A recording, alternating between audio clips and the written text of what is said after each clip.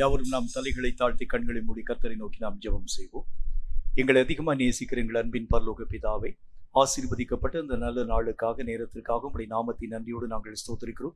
கர்த்தருடைய கிருபையும் இரக்கமும் எங்கள் மேல் பூர்ணமாய் விளங்கும்படி எங்களுடைய சகல பிரயாசங்களையும் ஆண்டவரே நீர் அளவில்லாமல் ஆசீர்வாதமாய் மாற்றிக்கொண்டு வருகிறதற்காக ஸ்தோத்திரம். இனி வருகின்ற காலங்களிலும் கர்த்தருடைய மகிமை ஆசீர்வாதம் பூர்ணமாய் விளங்கும்படி உம்முடைய நாமத்தினால் நாங்கள் ஜெபிக்கிறோம். இந்த நாளிலும் நாங்கள் செய்யும் எல்லா பிரயாசங்களும் உம்மால் ஆசீர்வதிக்கப்படவும் அங்கீகரிக்கப்படவும் தக்கதான இரக்கங்களை தந்து நீரே ஆசீர்வதிக்க வேண்டும் என்று நாங்கள் ஜெபிக்கிறோம். நாங்கள் ஓடுகிறதும் உழைக்கிறதும் வீணாக்கப்படாதபடி அவைகளுக்கு ஏற்ற மகிமைகளை தடையில்லாமல் பெற்றுக்கொள்ள நீரே கிருபை தந்து மேன்மைப்படுத்துவீராக. கர்த்தருடைய கரங்களுக்குள் இந்த நாள் காரியங்கள் எல்லாவற்றையும் ஒப்புக் கொடுக்கிறோம். நீரே ஆசீர்வதியும், நீரே உம்முடைய நல்ல நாமத்தை மகிமைப்படுத்தும்.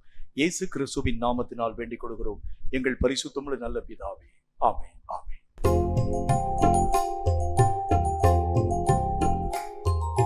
கழுகு தன் செட்டைகளின் மேலே சுமந்து செல்லும் குஞ்சுகளை போலே நேசர் மார்பில் சாய்ந்து கொண்டு பாவலோகம் வெறுத்துவிட்டு பறந்து செல்கிறேன்,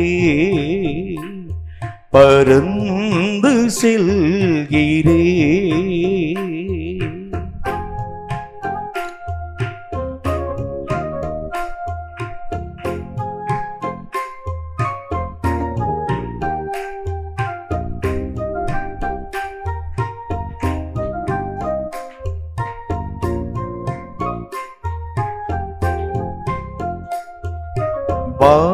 வானலோகம் தாண்டியே மோட்ச வீட்டை நோக்கியே செட்டையில் என்னை ஏற்றியே சுமந்து செல்வார் என் இயேசுவே. வானலோகம் தாண்டியே மோட்ச வீட்டை நோக்கியே செட்டையில் என்னை ஏற்றி சுமந்து செல்வார் என் இயேசுவே. கண்ணீர் இல்லா ராஜ்யம் நோக்கி செல்லும் என் பயணம் பறந்து செல்கிறேன், பறந்து செல்கிறேன்.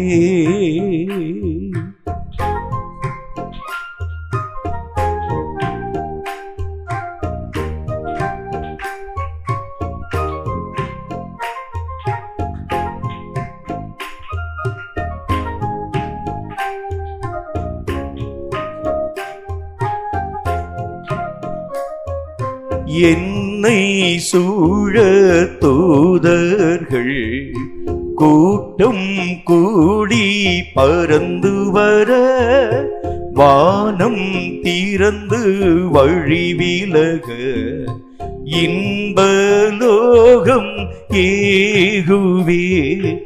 என்னை சூழ தூதர்கள் கூட்டம் கூடி பறந்து வர வானம் திறந்து வழி விலக இன்பலோகம் ஏகுவே.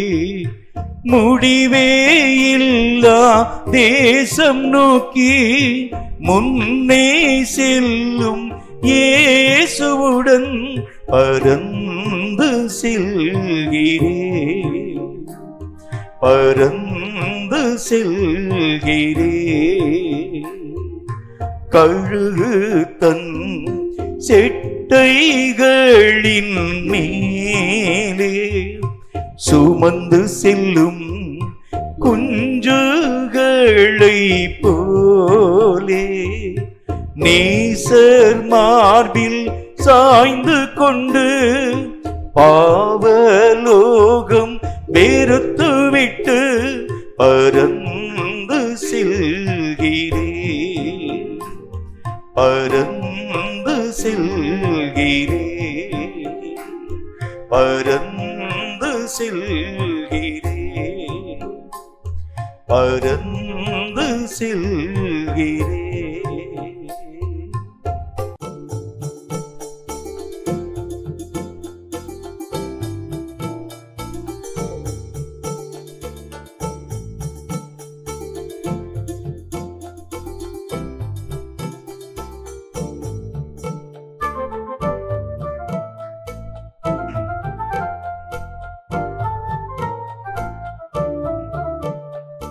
உயிரிலே என் உயிரிலே கலந்தவர் என் இயேசு, நினைவிலே என் நினைவிலே நிறைந்தவர் என் இயேசு.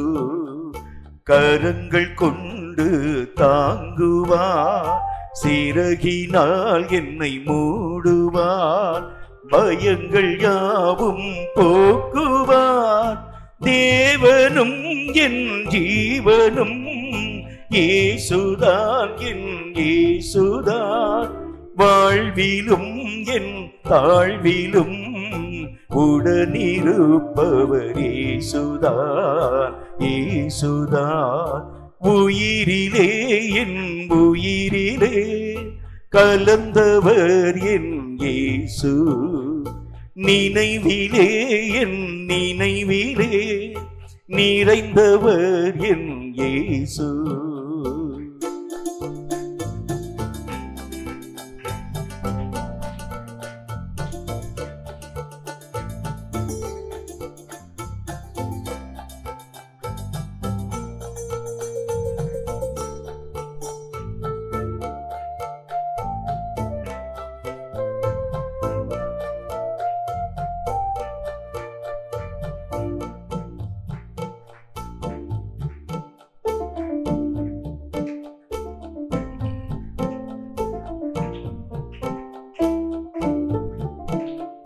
ஜீவன் தந்தென்னை மீட்டவர், தோளில் என்னை சுமப்பவர், கண்கள் என் மேல் இருத்தியே பாதை திருத்தி நடத்துவார். விடியலாய் என் வாழ்வில் உதித்து இருளை வெளிச்சம் ஆக்குவார். தடைகள் யாவும் மாற்றி என்னை முன்னே நடக்க உதவுவார், உதவுவார். உயிரிலே என் உயிரிலே கலந்தவர் என் இயேசு, நினைவிலே என் நினைவிலே நிறைந்தவர் என் இயேசு.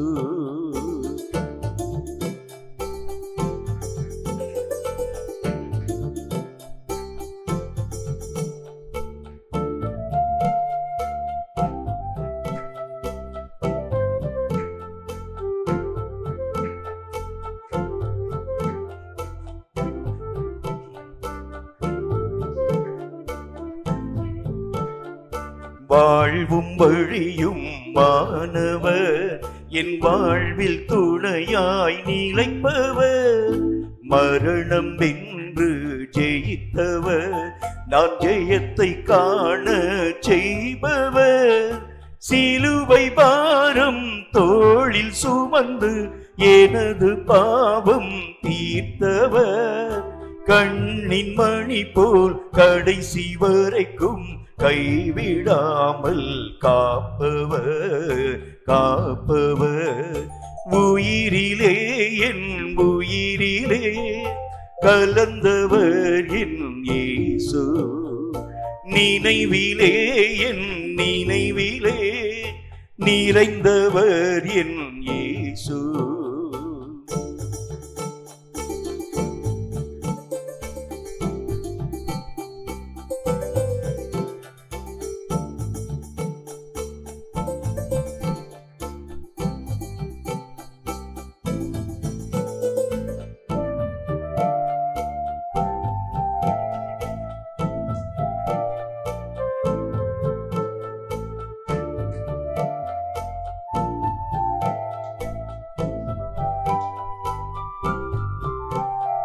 கருணை புரிந்த தேவனை கரங்கள் உயர்த்தி போற்றுவே. வரங்கள் நிறைந்த ஊழியம் மரணம் வரைக்கும் மாற்றுவேன். குருதி சிந்தி மரிக்க நேர்ந்தால் மகிழ்ச்சியோடு மரணிப்பேன். கர்த்தர் தோளில் நித்தம் சாய்ந்து நித்தியத்தில் வாழுவேன் வாழுவேன். உயிரிலே என் உயிரிலே கலந்தவர் என் இயேசு. நினைவிலே என் நினைவிலே நிறைந்தவர் என் இயேசு. கரங்கள் கொண்டு தாங்குவார், சிறகினால் என்னை மூடுவார். பயங்கள் யாவும் போக்குவார். தேவனும் என் ஜீவனும் இயேசுதான் என் இயேசுதான். வாழ்விலும் என் தாழ்விலும் உடனிருப்பவர் இயேசுதான் இயேசுதான். உயிரிலே என் உயிரிலே கலந்தவர் என் இயேசு. நினைவிலே என் நினைவிலே நிறைந்தவர் என் இயேசு. சங்கீதங்களின் புஸ்தகம் 84வது அதிகாரம்.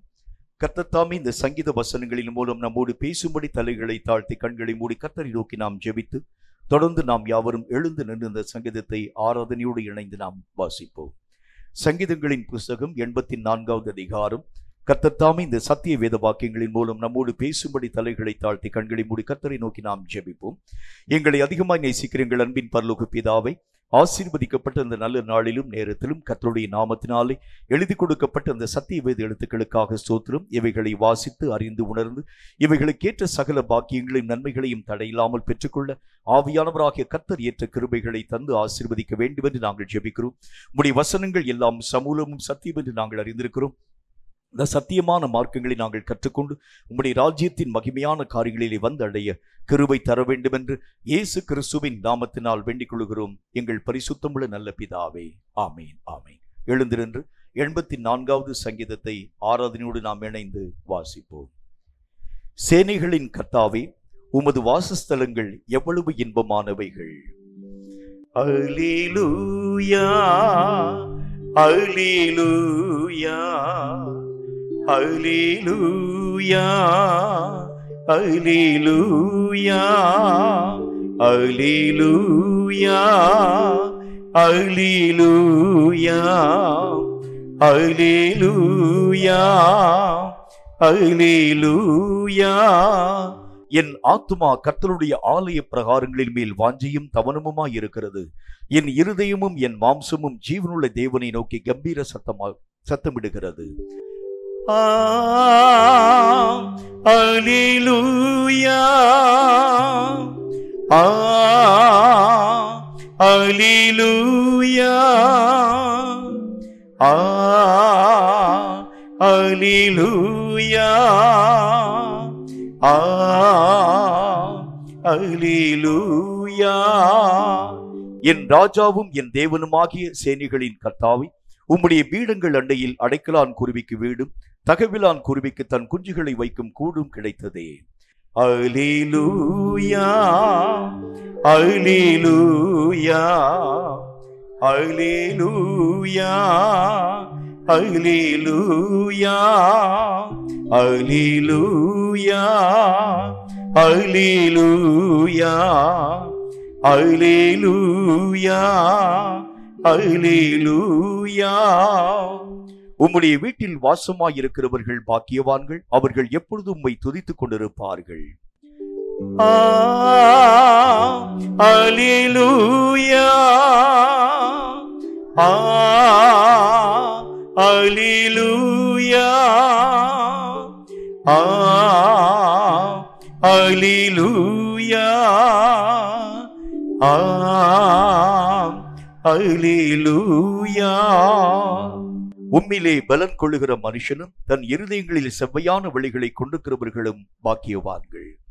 அல்லேலூயா அல்லேலூயா அல்லேலூயா அல்லேலூயா அல்லேலூயா அல்லேலூயா அல்லேலூயா அல்லேலூயா. அழுகையின் பள்ளத்தாக்கை ஒருவர் நடந்து அதை நீரூற்றாக்கிக் கொள்ளுகிறார்கள். மழையும் குளங்களை நிரப்பும். அல்லேலூயா அல்லேலூயா அல்லேலூயா அல்லேலூயா. அவர்கள் பலத்தின் மேல் பலமடைந்து சீயோனிலே தேவ சன்னதியில் வந்து காணப்படுவார்கள்.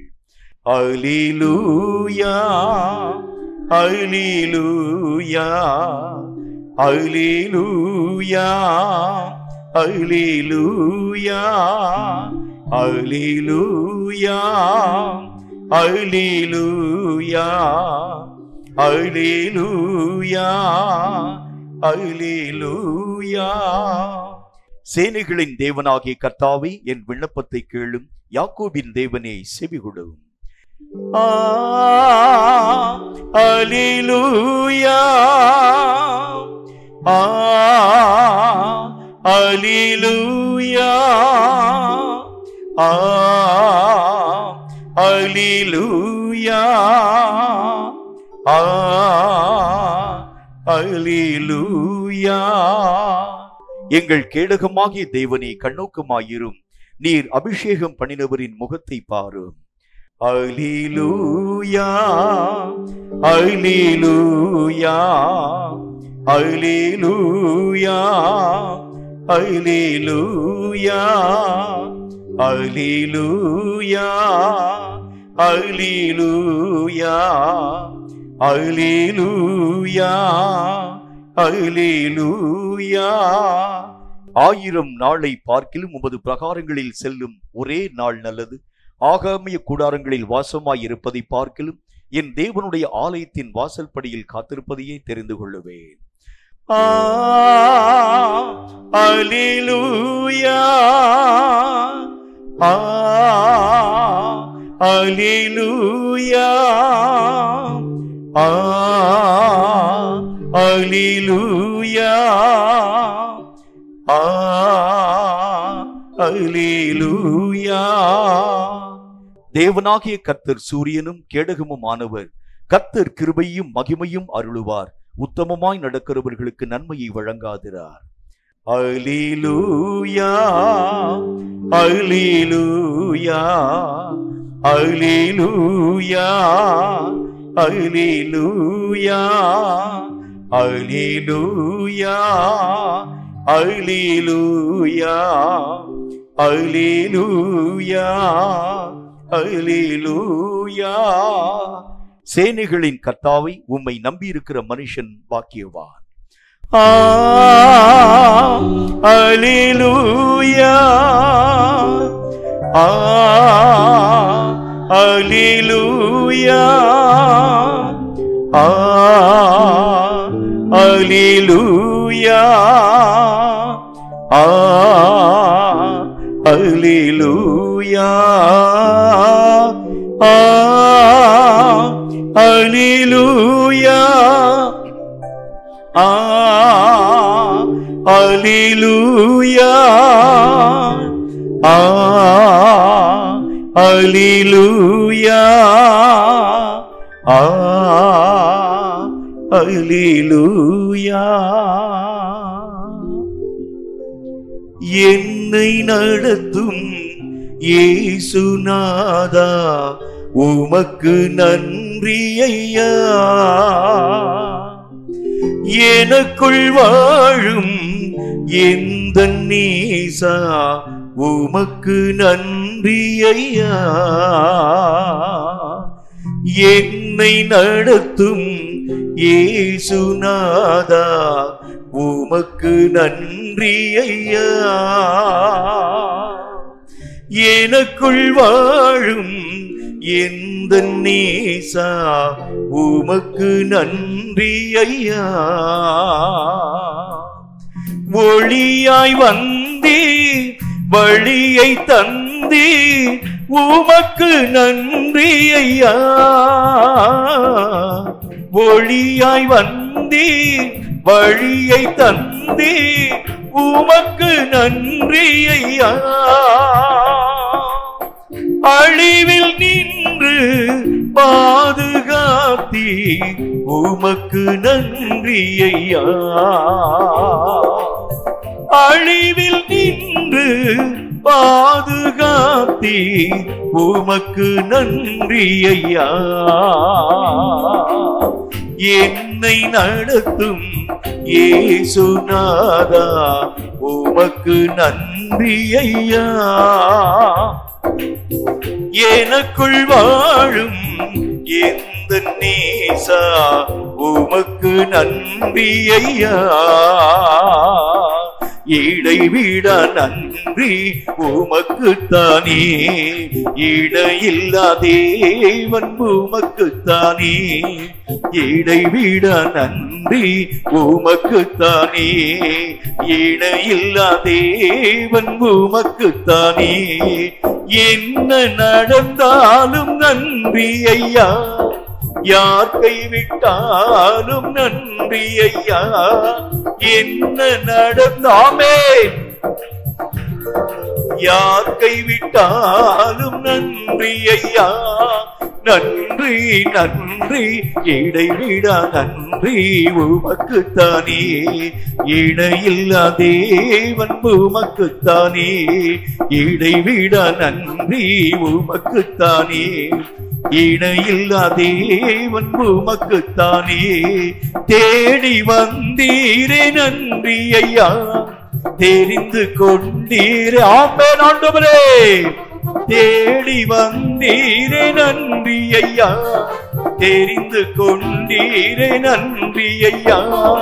நன்றி நன்றி இடைவிடா நன்றி உமக்குத்தானே, தேவன் உமக்குத்தானே. இடைவிடா நன்றி உமக்குத்தானே, இடையில்லா தேவன் உமக்குத்தானே. அல்லேலூயா அல்லேலூயா லூயா அல்லேலூயா அல்லேலூயா அல்லேலூயா அல்லேலூயா அல்லேலூயா அல்லேலூயா பே அல்லேலூயா அல்லேலூயா அல்லேலூயா. அதிகாலையில் உம்மை ஆராதிக்கிறேன், ஆனந்த சத்தத்தோடு ஆராதிக்கிறேன். அதிகாலையில் உம்மை ஆராதிக்கிறேன், ஆனந்த சத்தத்தோடு ஆராதிக்கிறேன். அல்லேலூயா அல்லேலூயா ஆமென். அல்லேலூயா அல்லேலூயா அல்லேலூயா அல்லேலூயா அல்லேலூயா அல்லேலூயா. கரங்களை தட்டி அல்லேலூயா அல்லேலூயா அல்லேலூயா அல்லேலூயா. கண்மலையே உம்மை ஆராதிக்கிறே, காண்பவரே உம்மை ஆராதிக்கிறே. கண்மலையே உம்மை ஆராதிக்கிறேன். ஆமென் ஆண்டவரே. ஆராதிக்கிறேன். அல்லேலூயா அல்லேலூயா அல்லேலூயா அல்லேலூயா அல்லேலூயா. ஆமென் ஆமென் ஆமென்.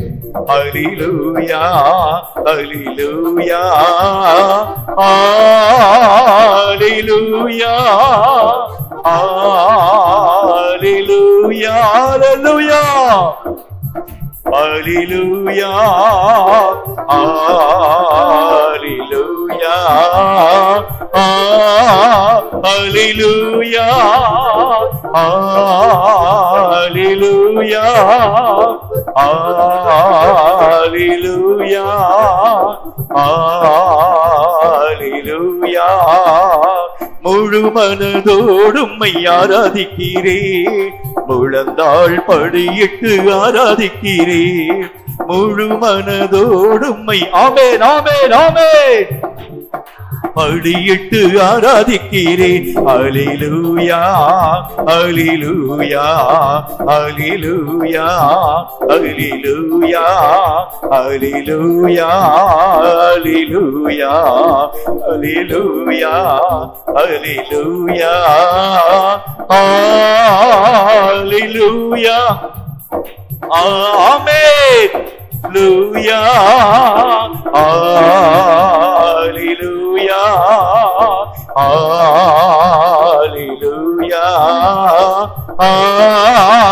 ஹalleluya ஹalleluya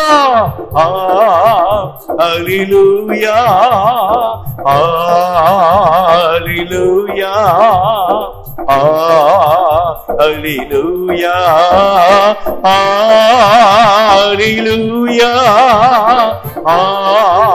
ஹalleluya ஹalleluya ஹalleluya ஹalleluya ஹalleluya ஹalleluya ஹalleluya ஹalleluya ஹalleluya ஹalleluya ஹalleluya ஹalleluya எபினேசரே ஆராதிப்பே என் துணையாளரே ஆராதிப்பே எபினேசரே ஆராதிப்பே என் துணையாளரே ஆராதிப்பே மறப்பேனோ உமது அன்பை நான் மறப்பேனோ உமது அன்பை மண்டியிடுவேன் உம் பாதத்திலே மண்டியிடுவேன் உம் பாதத்திலே எபினேசரே ஆராதனை என் துணையாளரே ஆராதனை எபினேசரே ஆராதனை என் துணையாளரே ஆராதனை மறப்பேனோ உமது அன்பை நான் மறப்பேனோ உமது அன்பை மண்டியிடுவேன் உம் பாதத்திலே மண்டியிடுவேன் உம் பாதத்திலே எபினேசரே ஆராதனை துணையாளரே ஆராதனை எபினேசரே ஆராதனை என் துணையாளரே ஆராதனை எபினேசரே ஆராதனை என் துணையாளரே ஆராதனை எபினேசரே ஆராதனை என் துணையாளரே ஆராதனை அன்பு கூறுவே இன்னும் அதிகமாய் ஆராதிப்பேன் இன்னும் ஆர்வமாய் அன்பு கூறுவேன் இன்னும் அதிகமாய் ஆராதிப்பேன் இன்னும் ஆர்வமாய் உம்மை முழு உள்ளத்தோடு ஆராதிப்பேன் முழு வேலத்தோடு அன்பு கூறுவேன் ஆராதனை ஆராதனை ஆராதனை ஆராதனை ஆராதனை ஆராதனை ஆராதனை ஆராதனை எபினேசரே ஆராதனை என் துணையாளரே ஆராதனை எபினேசரே ஆராதனை என் துணையாளரே ஆராதனை மறப்பேனோ உமது அன்பை நான் மறப்பேனோ உமது அன்பை மண்டியிடுவேன் உம் பாதத்திலே மண்டியிடுவேன் உம் பாதத்திலே எபினேசரே ஆமென் ஆண்டவரே ஆராதனை என் துணையாளரே ஆராதனை எபினேசரே ஆராதனை என் துணையாளரே ஆராதனை எபினேசரே ஆராதனை என் துணையாளரே ஆராதனை மறப்பேனோ உமது அன்பை நான் மறப்பேனோ உமது அன்பை மண்டியிடுவேன் உம் பாதத்திலே மண்டியிடுவேன் உம் பாதத்திலே எபினேசரே ஆமென் ஆராதனை என் துணையாளரே ஆராதனை எபினேசரே ஆராதனை என் துணையாளரே ஆராதனை எபினேசரே ஆமென் ஆண்டவரே என் துணையாளரே ஆராதனை எபினேசரே ஆராதனை என் துணையாளரே ஆராதனை எபினேசரே ஆராதனை என் துணையாளரே ஆராதனை மறப்பேனோ உமது அன்பை நான் மறப்பேனோ அன்பை மண்டியிடுவேன் உம் பாதத்திலே மண்டியிடுவேன் உம் பாதத்திலே எபினேசரே ஆராதனை என் துணையாளரே ஆராதனை எபினேசரே ஆராதனை என் துணையாளரே ஆராதனை எபினேசரே ஆராதனை என் துணையாளரே ஆராதனை எபினேசரே ஆராதனை என் துணையாளரே ஆராதனை மறப்பேனோ உமது அன்பை நான் மறப்பேனோ உமது அன்பை மண்டியிடுவேன் உம் பாதத்திலே மண்டியிடுவேன் உம் பாதத்திலே எபினேசரே ஆராதனை என் துணையாளரே ஆராதனை எபினேசரே ஆராதனை என் துணையாளரே ஆராதனை மறப்பேனோ உமது அன்பை நான் மறப்பேனோ உமது அன்பை மண்டியிடுவேன் உம் பாதத்திலே மண்டியிடுவேன் உம் பாதத்திலே எபினேசரே ஆராதனை என் துணையாளரே ஆராதனை எபினேசர் ஆமென் ஆராதனை என் துணையாளரே ஆராதனை எபினேசரே ஆராதனை என் துணையாளரே ஆராதனை எபினேசரே ஆராதனை என் துணையாளரே துணையாளரே ஆராதனை, எபினேசரே ஆராதனை, என் துணையாளரே ஆராதனை, எபினேசரே ஆராதனை, என் துணையாளரே ஆராதனை, எபினேசரே ஆராதனை, என் துணையாளரே ஆராதனை, எபினேசரே ஆராதனை, என் துணையாளரே ஆராதனை, எபினேசரே ஆராதனை, என் துணையாளரே ஆராதனை, எபினேசரே ஆராதனை, என் துணையாளரே ஆராதனை, எபினேசரே ஆராதனை, என் துணையாளரே ஆராதனை, எபினேசரே ஆராதனை, என் துணையாளரே ஆராதனை, எபினேசரே ஆராதனை, என் துணையாளரே ஆராதனை, எபினேசரே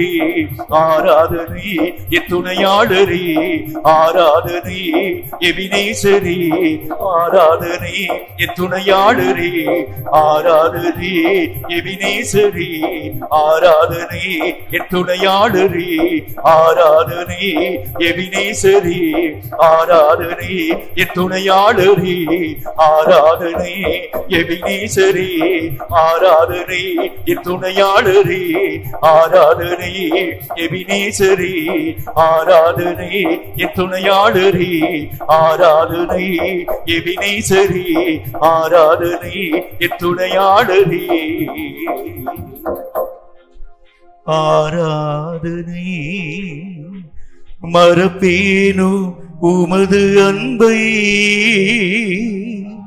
நான் மறப்பேனோ உமது அன்பை, மண்டியிடுவேன் உம் பாதத்திலே,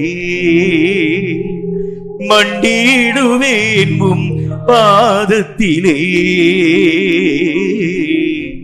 எபினேசரே ஆராதனை, என் துணையாளரே ஆராதனை, எபினேசரே ஆராதனை, என் துணையாளரே ஆராதனை. அல்லேலூயா அல்லேலூயா அல்லேலூயா அல்லேலூயா.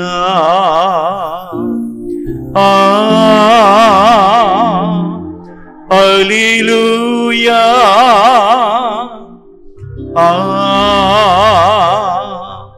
அல்லேலூயா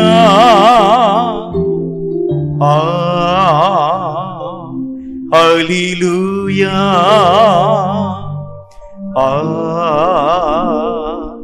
அல்லேலூயா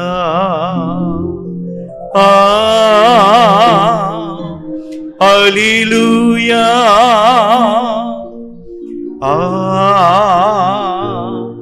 அல்லேலூயா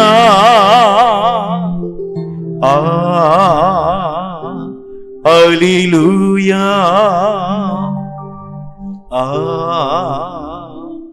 அல்லேலூயா. நன்றி ஆண்டவரே, இந்த காலை வேளை ஆராதனையிலே உம்முடைய மகிமையை நாங்கள் பார்க்க நீர் எங்களுக்கு பாராட்டின எல்லா இரக்கங்களுக்காக நன்றி செலுத்துகிறோம். கர்த்தருடைய நாமத்தினாலே எங்களுடைய சகல பிரயாசங்களிலும் உம்முடைய மகிமையை வல்லமையை பெரும்படியான இரக்கங்களை கர்த்தர் நீர் உருவாக்கி தந்ததற்காக உம்முடைய நாமத்தை நன்றியோடு நாங்கள் ஸ்தோத்திரிக்கிறோம். இப்பொழுதும் கூட கர்த்தரை நோக்கி சில ஜெப குறிப்புகளுக்காக உள்ளத்தை ஒருமனப்படுத்தினவர்களாய் நாம் யாவரும் இணைந்து ஜெபிக்க வேண்டியது அவசியமாய் காணப்படக்கூடிய ஒன்றாக விளங்குகிறது.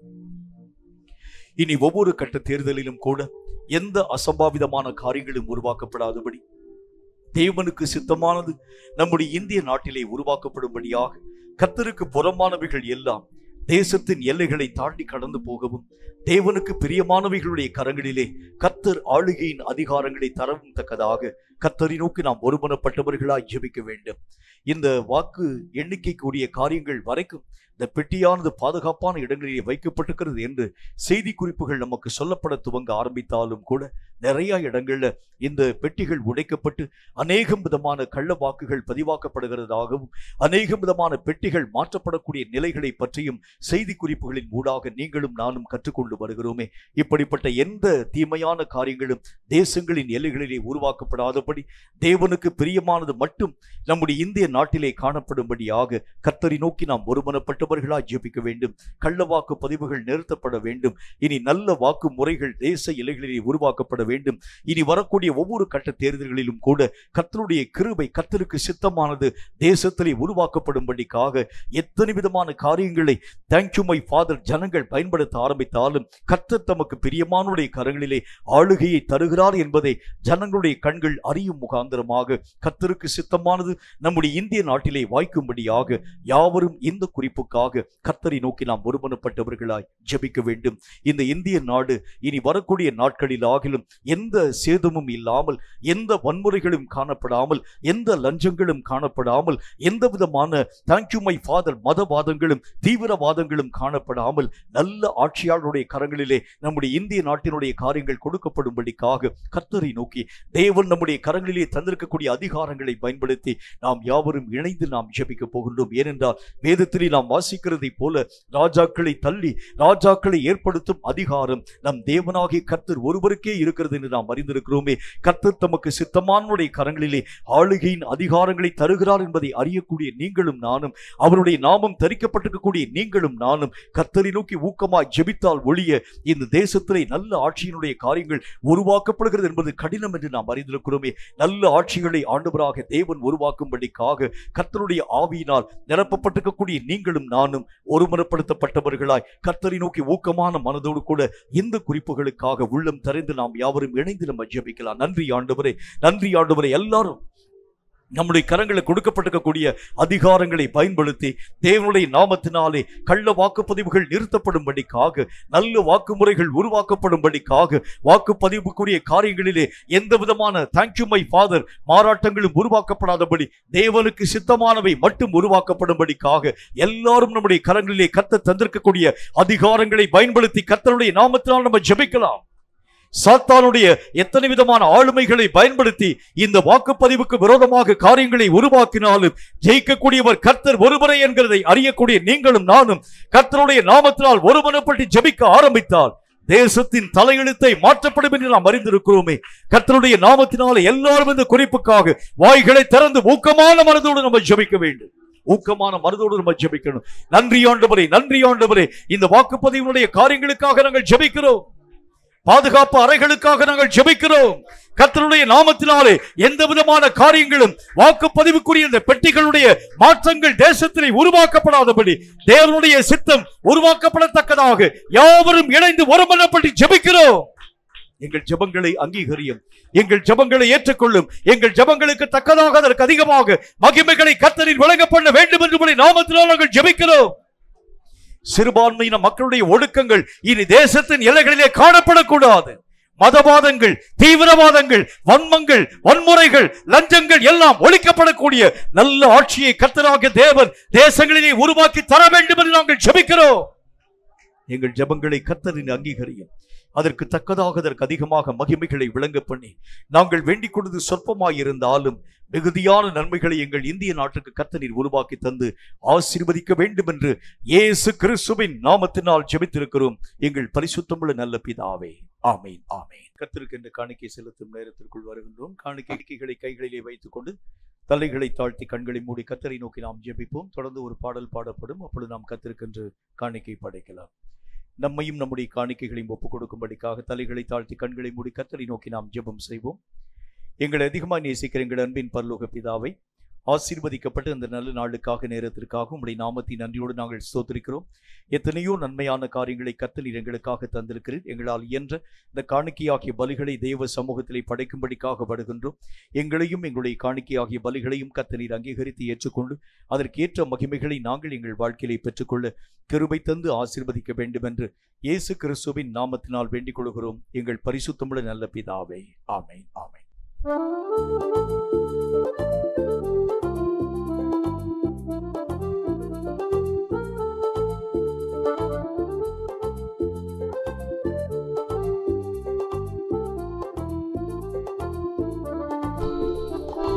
காலம் வேகமாய் ஓடுதே, கருத்தில்லாமல் வாழ்கிறேன்.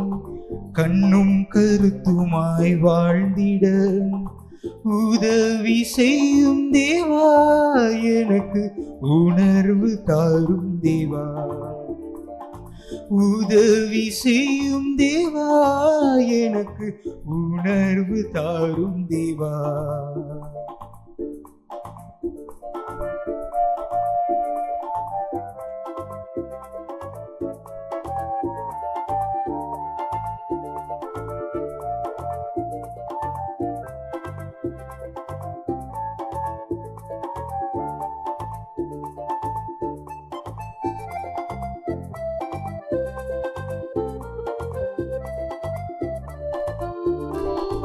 உள்ளத்தில் மாற்றம் தேவை எனக்கு, வெளிவேஷம் என்றும் வேண்டாம்.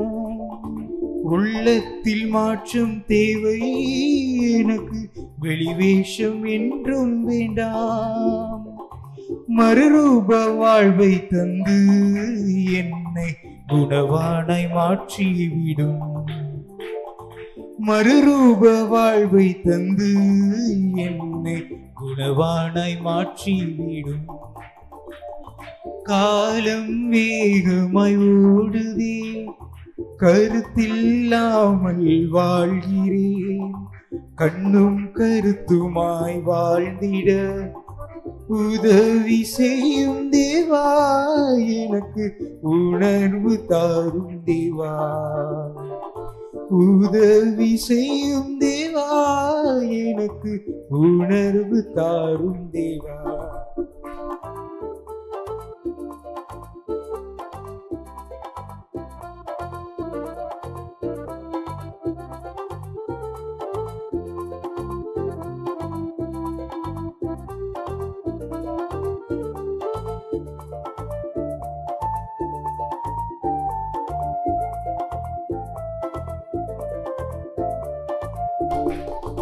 கண்ணீருடன் ஜெபிக்க எனக்கு ஜெபத்தின் ஆவி தரும். கண்ணீருடன் ஜெபிக்க எனக்கு ஜெபத்தின் ஆவி தரும். கிருபையின் காலம் இப்போதும் இயேசுவே அருள் கூர்ந்து என்னை எழுப்பும். கிருபையின் காலம் இப்போதும் இயேசுவே அருள் கூர்ந்து என்னை எழுப்பும். காலம் வேகமாய் ஓடுதே, கருத்தில்லாமல் வாழ்கிறேன். கண்ணும் கருத்துமாய் வாழ்ந்திட உதவி செய்யும் தேவா, எனக்கு உணர்வு தாரும் தேவா. உதவி செய்யும் தேவா, எனக்கு உணர்வு தாரும் தேவா. காலம் வேகமாய் ஓடுதே, கருத்தில்லாமல் வாழ்கிறேன். கண்ணும் கருத்துமாய் வாழ்ந்திட உதவி செய்யும் தேவா, எனக்கு உணர்வு தாரும் தேவா. உதவி செய்யும் தேவா, எனக்கு உணர்வு தாரும் தேவா. காலம் வேகமாய் ஓடுதே. கொடுக்கப்பட்ட காணிக்கைகளை கர்த்தர் அங்கீகரிக்கும்படிக்காக தலைகளை தாழ்த்தி நாம் ஜெபம் செய்வோம். எங்களை அதிகமாக நேசிக்கிற எங்கள் அன்பின் பரலோக பிதாவே, கர்த்தருடைய நாமத்திற்கென்று கொடுக்கப்பட்ட இந்த காணிக்கையாகிய பலிகளை நீர் அங்கீகரித்து ஏற்றுக்கொண்டு அதற்கு தக்கதாக அதற்கு அதிகமாக மகிமையான ஆசீர்வாதங்களை நாங்கள் எங்கள் வாழ்க்கையிலே பெற்றுக்கொள்ள நீர் கிருபை தந்து மேன்மைப்படுத்த வேண்டும் என்று நாங்கள் ஜெபிக்கிறோம். கர்த்தருக்கென்று நாங்கள் விதைத்திருக்கிறோம். அவைகளுக்கு ஏற்ற பலன்களை இம்மையிலும் மறுமையிலும் நாங்கள் அறுத்து உம்முடைய நாமத்தை மகிமைப்படுத்த நீரே கிருபை தந்து ஆசீர்வதிக்க வேண்டும் என்று இயேசு கிறிஸ்துவின் நாமத்தினால் வேண்டிக் கொள்கிறோம் எங்கள் பரிசுத்தமுள்ள நல்ல பிதாவே. ஆமென். ஆமென். ஆண்டவராகிய இயேசு கிறிஸ்துவின் நாமத்தினாலே உங்கள் யாவருக்கும் அன்பின் வாழ்த்துக்களை நான் தெரிவித்துக் கொள்கின்றேன். கர்த்தருடைய கிருபையினாலும் அவருடைய பரிசுத்தமுள்ள இரக்கங்களினாலும் நம்முடைய சகல காரியங்களிலும் தேவன் தம்முடைய அளவற்ற ஆசீர்வாதங்களை வல்லமையான கிருபைகளை விளங்க பண்ணி கொண்டு வருகின்றார். கர்த்தருக்கே சகல கனமும் மகிமையும் என்றென்றைக்கும் சதா சர்வ காலங்களிலும் உருவாக்கப்படுவதாக. சில காலங்களாக நம்முடைய தியானத்திலே ஒரு முக்கியமான காரியத்தை பற்றி நாம் கற்றுக்கொண்டு வர ஆரம்பிக்கின்றோம். ஒரு ஆவிக்குரிய மனுஷனுடைய வாழ்க்கை என்று அழைக்கப்படக்கூடியது தேவனாகிய கர்த்தருடைய விருப்பத்திற்கு உட்பட்டதாய் காணப்பட ஆரம்பித்தால் மட்டும்தான் அவன் ஆண்டவருடைய ராஜ்யத்தின் ஊடாக பங்கு பெறக்கூடிய தகுதி உள்ளவனாய் மாற்றமடைய துவங்க ஆரம்பிக்கின்றான். ஒருவேளை அவன் ஆவிக்குரியவன் என்கிற பேர்ல தேவன் விரும்பாத பல காரியங்களின் ஊடாக கடந்து போகிறது உண்டானால் தேவனாகிய கர்த்தருடைய நாளிலே அவன் ஆண்டவராகிய தேவனால் புறக்கணிக்கப்பட ஆரம்பிக்கிறதை நீங்களும் நானும் கற்று உணர முடியும். ஆண்டவருடைய வசனத்துல நல்ல ஒரு வார்த்தை ஒன்று இவ்விதமாக எழுதப்பட்டிருக்கிறதை பார்க்க முடியும். அநேகர் வந்து அந்த நாட்களில் என்னை நோக்கி, கர்த்தாவே கர்த்தாவே, உம்முடைய நாமத்தினாலே தீர்க்க தரிசனம் உரைத்தோம், உம்முடைய நாமத்தினாலே பிசாசுகளை துரத்தினோம், உம்முடைய நாமத்தினாலே அற்புதங்களை செய்தோம் என்பதை பற்றி சொல்லுவார்கள். அக்கிரம செய்கைக்காரர்களை என்னை விட்டு அகன்று போங்கள், நான் உங்களை ஒரு காலம் அறியேன் என்கிறதை பற்றி ஆண்டவராக தேவன் பேசுகிறதாக கர்த்தருடைய வேத புத்தகத்தில் ஒரு நல்ல ஒரு வசனம் இவ்விதமாக எழுதப்பட்டிருக்கிறதை பார்க்க முடியும். இது ஏன் கர்த்தருடைய நாமத்தினாலே அற்புதங்களை செய்த மக்களை தேவன் ஏன் புறம்பே தள்ள வேண்டும்? கர்த்தருடைய நாமத்தினாலே பிசாசுகளை துரத்தினவர்களை கர்த்தராக தேவன் நான் உங்களை அறியவில்லை என்கிற ஒரு வார்த்தையின் மூலம் பேசுகிறதின் காரணம் என்ன அப்படின்னா, தேவனாகிய கர்த்தர் விருப்பப்படாதிருக்கக்கூடிய எதையாகிலும் செய்து கர்த்தருக்கு முன்பதாக நீங்களும் நானும் சென்று கொடுக்கிறது உண்டானால் அவைகளை ஆண்டவராக தேவன் ஏற்றுக்கொள்ள மாட்டார். தேவன் எதை நீங்கள் செய்ய வேண்டும் என்று விருப்பப்படுகிறாரோ அவைகளைத்தான் நீங்களும் நானும் கொண்டு போய் கொடுக்க வேண்டியது அவசியம். ஆண்டவராக தேவன் சொல்லாததை செய்கிறதும் தேவன் சொல்லுகிறதை செய்யாமல் போகிறதும் மகா பெரிய குற்றம். தேவனுடைய வேதம் சொல்லக்கூடிய நல்ல ஒரு வார்த்தையின் அடிப்படையில தேவன் எதை தம்முடைய பிள்ளைகளுடைய கரங்களிலே எதிர்பார்க்கிறார் அப்படின்னா, அவர் என்னென்ன விஷயங்கள் எல்லாவற்றையும் நம்முடைய வாழ்க்கையிலே பேசுகிறாரோ அவைகளை நீங்களும் நானும் ஆழமாய் கவனித்து அவைகளின் ஒவ்வொரு காரியங்களையும் சாராம்சங்கள் யாவற்றையும் நாம் விளங்கி கொண்டு அவர் விருப்பத்தின் படியே நீங்கள் செயல்பட ஆரம்பித்தால் மட்டும்தான் நம்முடைய ஒவ்வொரு விதமான விஷயங்களையும் கர்த்தராக தேவன் அங்கீகரிக்கிறேன் என்கிற ஒரு வார்த்தையின் மூலம் பேசுகின்றார். இந்த நாட்கள்ல சில நேரங்களில் நம்முடைய வாழ்க்கையிலே ஒரு ஆவிக்குரிய ஓட்டம் என்று அழைக்கப்படக்கூடிய நேரத்துல பல விதமான பிரச்சனைக்குரிய காரியங்கள் வருகிறதை பார்க்க முடியும். ஒரு பேப்பர் மில் என்று வைத்துக் கொள்ளுங்கள், அல்லது ஏதாச்சும் ஒரு மில் என்று வைத்துக் கொள்ளுங்கள். இந்த மில் எல்லா விதமான நமக்கு தேவையான பணத்துக்கு தேவையான காரியங்கள் யாவற்றையும் ஈல்டு பண்ணி எல்லா விதமான காரியங்கள் யாவற்றையும் செய்து கொண்டு வர ஆரம்பிக்கிறது. இந்த மில் இயங்கிக் கொண்டே வர வர வர வர நமக்கு லாபங்கள் அதிகமாய் வந்து கொண்டே இருக்க ஆரம்பித்தாலும் கூட ஒரு நாள்ல திடீரென்று சொல்லி அந்த மில்லை அவர்கள் ஆராய்ந்து பார்க்கிறாங்க. என்ன ஆராய்ஞ்சு பார்க்கிறாங்க? இந்த மில் இவ்வளவு நாள் வேகமாய் ஓடிக்கொண்டிருக்கக்கூடிய மில் இப்பொழுது சற்று அதனுடைய ஓட்டத்தின் விகிதம் குறைவாய் இருக்கிறதை பார்க்கிறோம். உடனே நிறுத்தி அந்த மில்லை அவர்கள் ஆராய்ந்து பார்த்து அதில் எங்கெங்கெல்லாம் பழுதுகள் இருக்கிறதோ அவைகள் எல்லாவற்றையும் அவர்கள் சரி பண்ண ஆரம்பித்தால் திரும்ப அதே விதமான ஈல்டிங்கை அந்த மில் கொடுக்கிறதை பார்க்க முடியும். இப்படிதான் நம்முடைய ஆவிக்குரிய வாழ்க்கையும் கூட ஆண்டவராகிய தேவனுக்குள் ஓடக்கூடிய நேரத்துல பல நேரங்களில் நம்மை அறியாமல் பல விஷயங்கள் நம்முடைய மனதை ஈர்க்கக்கூடியதாக விளங்க ஆரம்பிக்கிறதை பார்க்க முடியும்.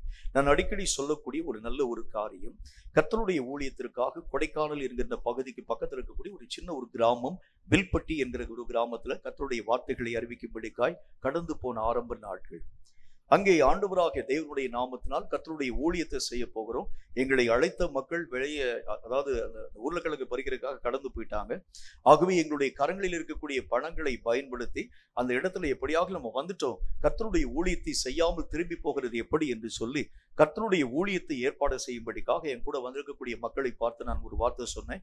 ஆளாளுக்கு கையில் இருக்கக்கூடிய காசை போட்டு அது அங்கே இருக்கக்கூடிய, அதாவது அந்த மைக், ஆம்பிளிஃபையர், ஸ்பீக்கர் எல்லா விதமான காரியங்கள் யாவற்றையும் வாடகைக்கு நாம் எடுத்துக்கொண்டு கர்த்தருடைய கர்த்தருடைய ஊழியத்தை செஞ்சுட்டு நம்ம கடந்து போக வேண்டியது அவசியம் என்கிறதை பற்றி நான் பேச ஆரம்பிச்சேன். அது மட்டும் இல்லாம அந்த கிராமத்திற்குள்ளாக கர்த்தருடைய வார்த்தையை சொல்லுகிறதற்கு முன்பதாக நம்ம என்ன செய்யணும், கிராம தலைவர்கிட்ட போய் ஒரு பெர்மிஷன் வாங்க வேண்டும். அதனால நீங்க போய் கிராம தலைவர்கிட்ட போய் நீங்க பெர்மிஷன் வாங்கிட்டு வாங்க. நான் இந்த இடத்தில் தங்கி இருக்கக்கூடிய இந்த இடத்துல இருந்து கர்த்தருடைய சமூகத்தில் நான் ஜெபத்திலே நான் மெய்யாகவே உறுதியாக காத்திருக்க போகிறேன். சரி சொல்லி அவங்களும் போனாங்க. அக்கம் பக்கத்தில் இருக்கக்கூடிய கிராமத்தில் இருக்கக்கூடிய மக்களுக்கெல்லாம் கர்த்தருடைய வார்த்தையை சொன்னாங்க. கிராம தலைவரை போய் பார்க்கும்படிக்கும் போயிட்டாங்க. நான் என்னுடைய அறையிலே உட்கார்ந்து ஜெபிக்கக்கூடிய அந்த நேரத்தில் திடீர் என்று சொல்லி என்னுடைய அறை கதவு திறக்கப்படுகிறதை போல நான் மெய்யாகவே என்னுடைய செவியிலே நான் கேட்க துவங்க ஆரம்பிச்சேன். உடனே நான் யோசித்த அந்த காரியம் என்ன, யார் உள்ள வந்துட்டா, ஒருவேளை போனவங்க திரும்பி வந்துட்டாங்க போல இருக்கு என்று சொல்லி நான் யோசித்து கண்களை திறந்து பார்த்த பொழுது ஒரு நெடிய உருவம் வாய்ந்த கனகரேன்னு சிலுக்கக்கூடிய ஒரு உருவம் வாய்ந்த ஒரு மனிதன், அவனுடைய கைகளும் கால்களும் குச்சி குச்சியா இருக்கக்கூடிய ஒரு நிலையோடு கூட அவனுடைய தலையின் மேல, அதாவது இந்த ஆட்டு கொம்பு இருக்கும் பாருங்க, அந்த மாதிரி கொம்பு இருக்கிறது போல அவனுடைய கால்கள் ரெண்டும் ஆட்டு கால்களை போலவே நிற்கிறதை நான் என்னுடைய கண்களினால் பார்த்த பொழுது ஒரு குறுந்தாடியோடு கூட நிற்கக்கூடிய அவன் என்னை பார்த்து ஒரு வார்த்தை சொன்னான். நீ எங்க வந்த அப்படின்னு கேட்டான். நான் கர்த்தருடைய வார்த்தையை அறிவிக்கும்படிக்காக இந்த பகுதியிலே ஊழியத்தின் ஊடாக கடந்து வந்திருக்கிறேன். நீ இந்த இடத்தை விட்டு ஒழுங்காக நீ வெளியேறி கடந்து போக வேண்டியது அவசியம். இந்த இடத்துல ஊழியம் பார்க்கறதை நான் அனுமதிக்க மாட்டேன். எந்த காரியத்தினுடைய நிலைகளையும் நாங்கள் மெய்யாகவே ஏற்றுக்கொள்ள மாட்டோம், அனுமதிக்க மாட்டோம். ஆகவே இந்த இடத்தை காலி பண்ணி நீ உடனே இந்த ஊரை விட்டு நீ வெளியே போக வேண்டும். உடனே நான் ஒரு வார்த்தை அவனை பார்த்து சொன்னேன். எங்கிருந்து தைரியம் வந்தது எனக்கு தெரியாது. அக்கம் பக்கத்துல சுற்று பகுதிகள் எல்லாம் பயங்கரமான இருட்டு. உங்களுக்கு தெரியும், கொடைக்கானலுக்கு பக்கத்தில் இருக்கக்கூடிய கிராமம் அப்படின்னு சொன்னா அது ஒரு 6 மணி ஆச்சுனாலே பயங்கர கும்மிருட்டாக மாற்றப்படக்கூடிய நிலைகளை பார்க்க முடியும். இது ஒரு 7 மணிக்கு மேல இருக்கும். என்னுடைய கையில விளக்கம் கூட கிடையாது. மட்டும் இல்லாம கையில அதாவது அதாவது இந்த மொபைல் போன்ல இருக்கக்கூடிய அந்த லைட் கூட கிடையாது. என்றாலும் அந்த இருண்ட அந்த அந்த அந்த இதுல அவனுடைய உருவத்தை என்னால் தெளிவாக பார்க்க முடிகிறது. அவன் என்னை பார்த்து சொல்ல ஆரம்பித்தான், இந்த பகுதியை ஆளுகை செய்யக்கூடியவன் நான். என்னுடைய அனுமதி இல்லாமல் இந்த இடத்துல ஒரு மனுஷன் கூட கால்களை எடுத்து வைக்க முடியாது. உடனே நான் அவனை பார்த்து சொன்னேன், உண்மைதான், அவனுடைய பெர்மிஷன் நாம அந்த ஒரு காரியத்தை செய்ய முடியாது.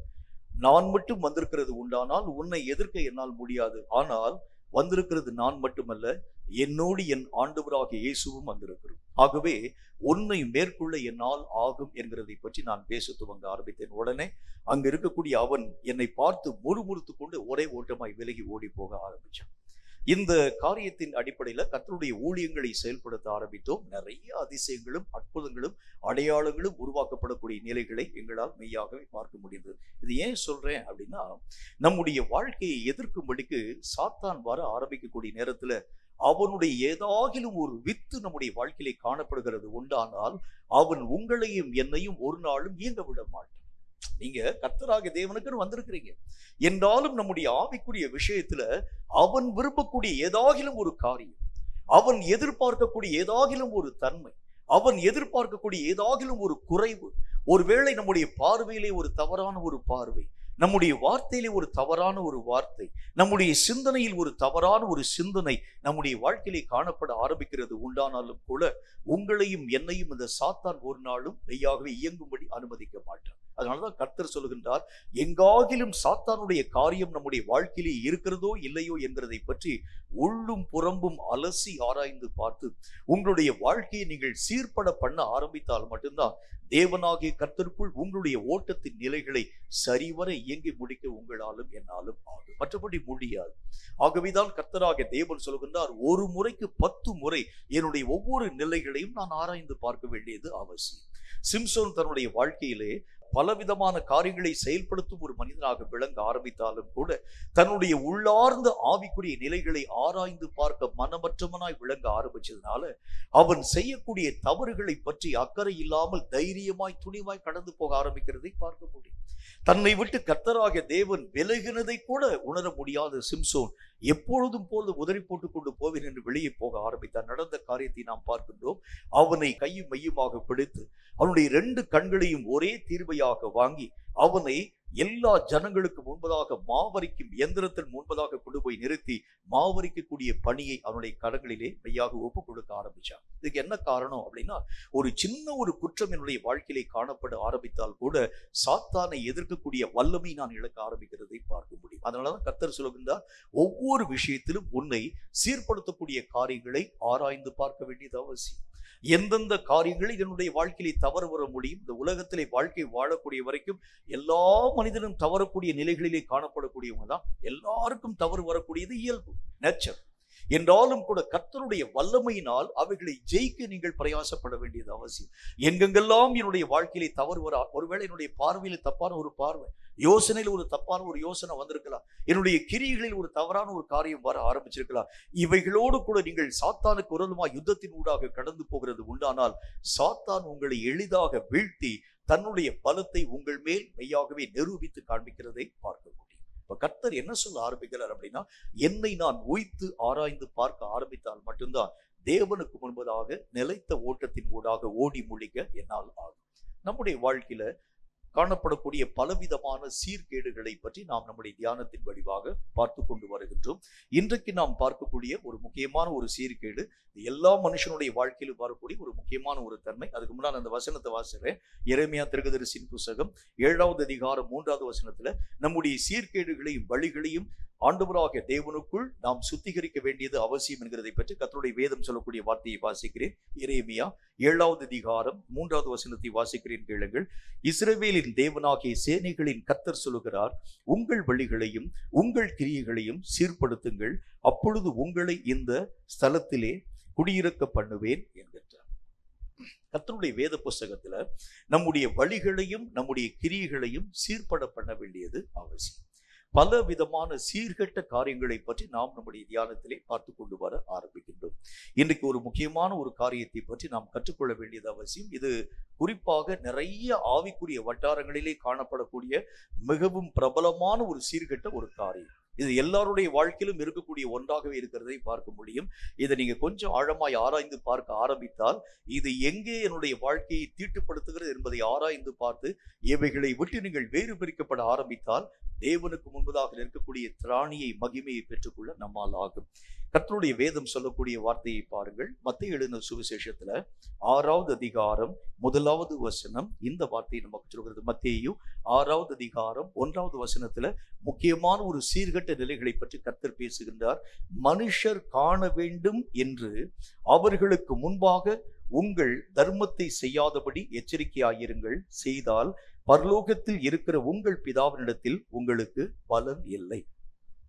நிறைய பேர் இன்றைக்கு கிரியைகளை நடப்பிக்கிறது எப்படி அப்படின்னா, தனிப்பட்ட ஜப வாழ்க்கையில தோல்வியா இருப்பாங்க. தனிப்பட்ட ஜப வாழ்க்கையில ஜெபிக்கவே முடியாது அவங்களால.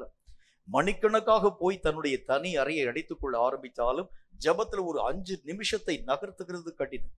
ஆனால் இந்த மாதிரி குழுக்களின் நடுவுல ஜப குறிப்பு கொடுக்கக்கூடிய நேரத்தில் முதல் குறிப்பாக தான் ஜெபம் பண்ண ஆரம்பிப்பாங்க. கரங்களை வைத்து கர்த்தாவே உமக்கு ஸ்தோத்திரம். சில பேர் இந்த மாதிரி ஜெபிக்க ஆரம்பிக்கிறத பார்க்க முடியும். எப்படி ஜெபிப்பாங்க? ஆண்டவரே ஏந்துவேன் சுமப்பேன் தப்புவிப்பேன் என்று சொன்னவரே, இப்படிதான் ஆரம்பிப்பாங்க. முதல்ல ஆரம்பம்.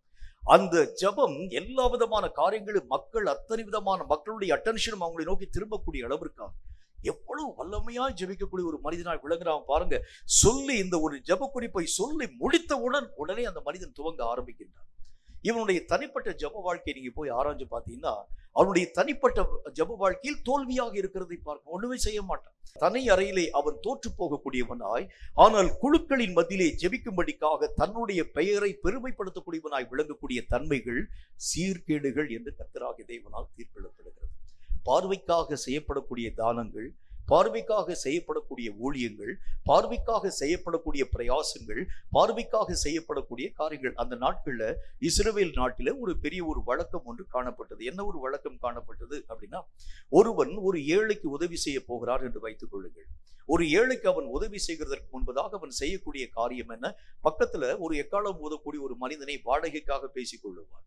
நான் தானம் செய்யக்கூடிய நேரத்துல நான் கர்த்தருடைய நாமத்தினால் அந்த ஏழை மனிதனை அழைப்பித்து அவனுடைய கரங்களிலே காசை போடக்கூடிய நேரத்தில் நீ எக்காலத்தை ஊத வேண்டியது அவசியம். கர்த்தர் அதனாலதான் சொன்னாரு, நீ தானம் தர்மம் செய்யும் பொழுது தாரை ஊதுவியாதேன்னு கர்த்தர் பேசினதுக்கு காரணம் அதுதான். அதுக்கு காரணம் என்ன?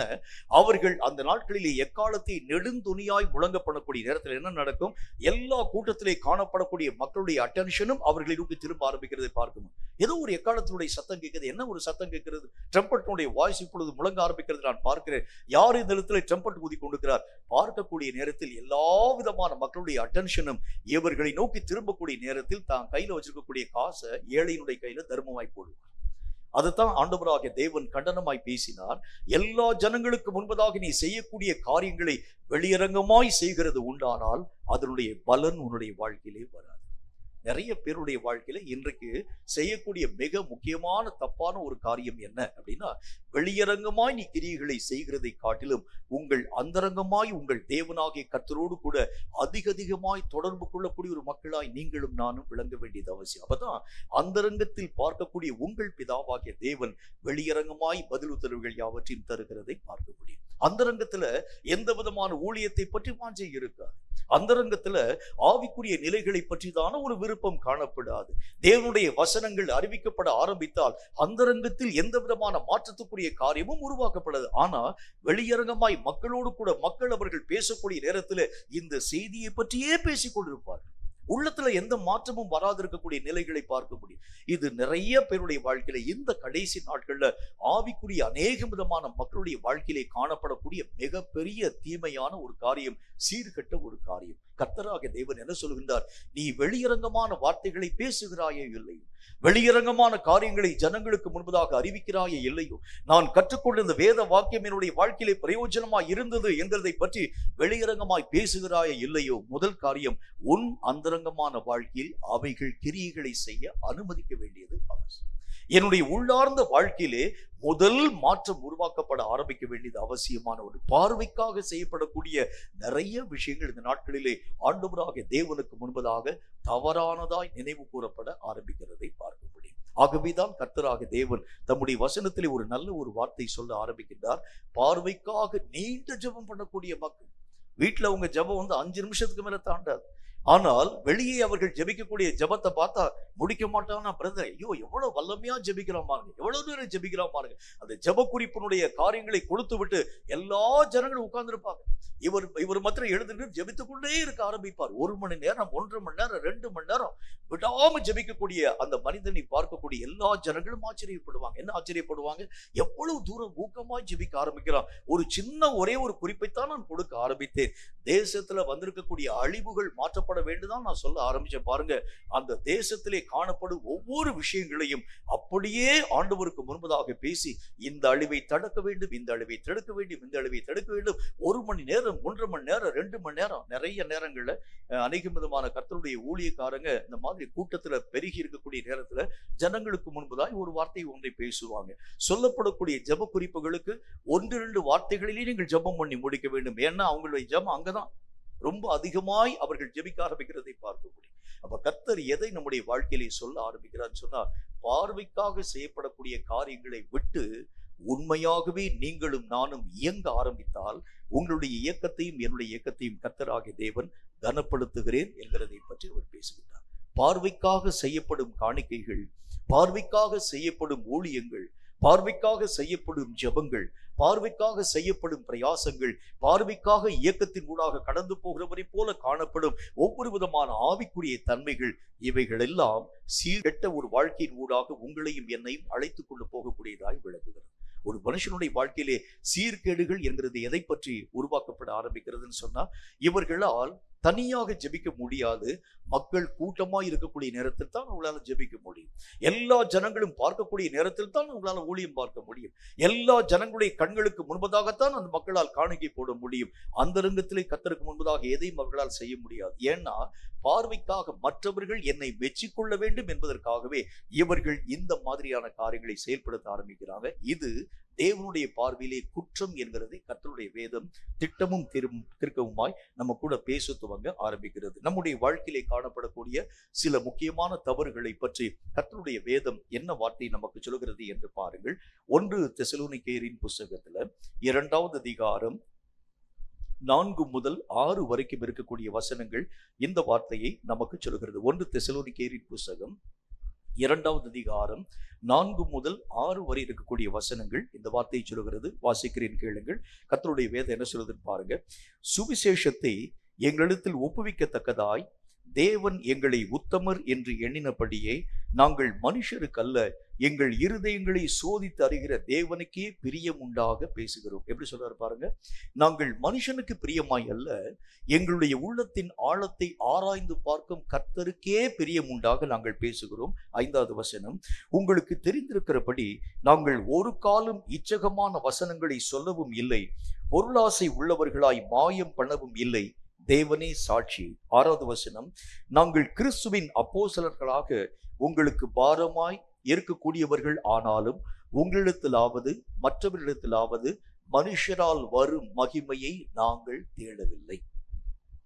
மனுஷர்கள் புகழ வேண்டும் என்று சொல்லக்கூடிய அநேகம் விதமான கிரியைகள், மனுஷனால் வரக்கூடிய மகிமை, அது உங்களுடைய கண்களுக்கு முன்பதாக ஒருவேளை பெருமையாக காணப்படக்கூடிய ஒன்றாக விளங்க ஆரம்பிக்கிறதை பார்க்க முடியும். நிறைய பேர் எதை இந்த நாட்களில் வேண்டி விரும்ப ஆரம்பிக்கிறாங்கன்னு சொன்னா, பிரசங்கம் முடிந்த உடனே கூட்டத்தில் இருக்கக்கூடிய ஆட்களை பார்த்து ஒரு வார்த்தை அவர்கள் கேட்க ஆரம்பிப்பாங்க. இன்னைக்கு பிரசங்கம் நல்லா பண்ணனா, நல்லா இருந்துச்சா, உங்களுடைய வாழ்க்கைக்கு அது பிரயோஜனமாய் காணப்பட ஆரம்பித்ததா?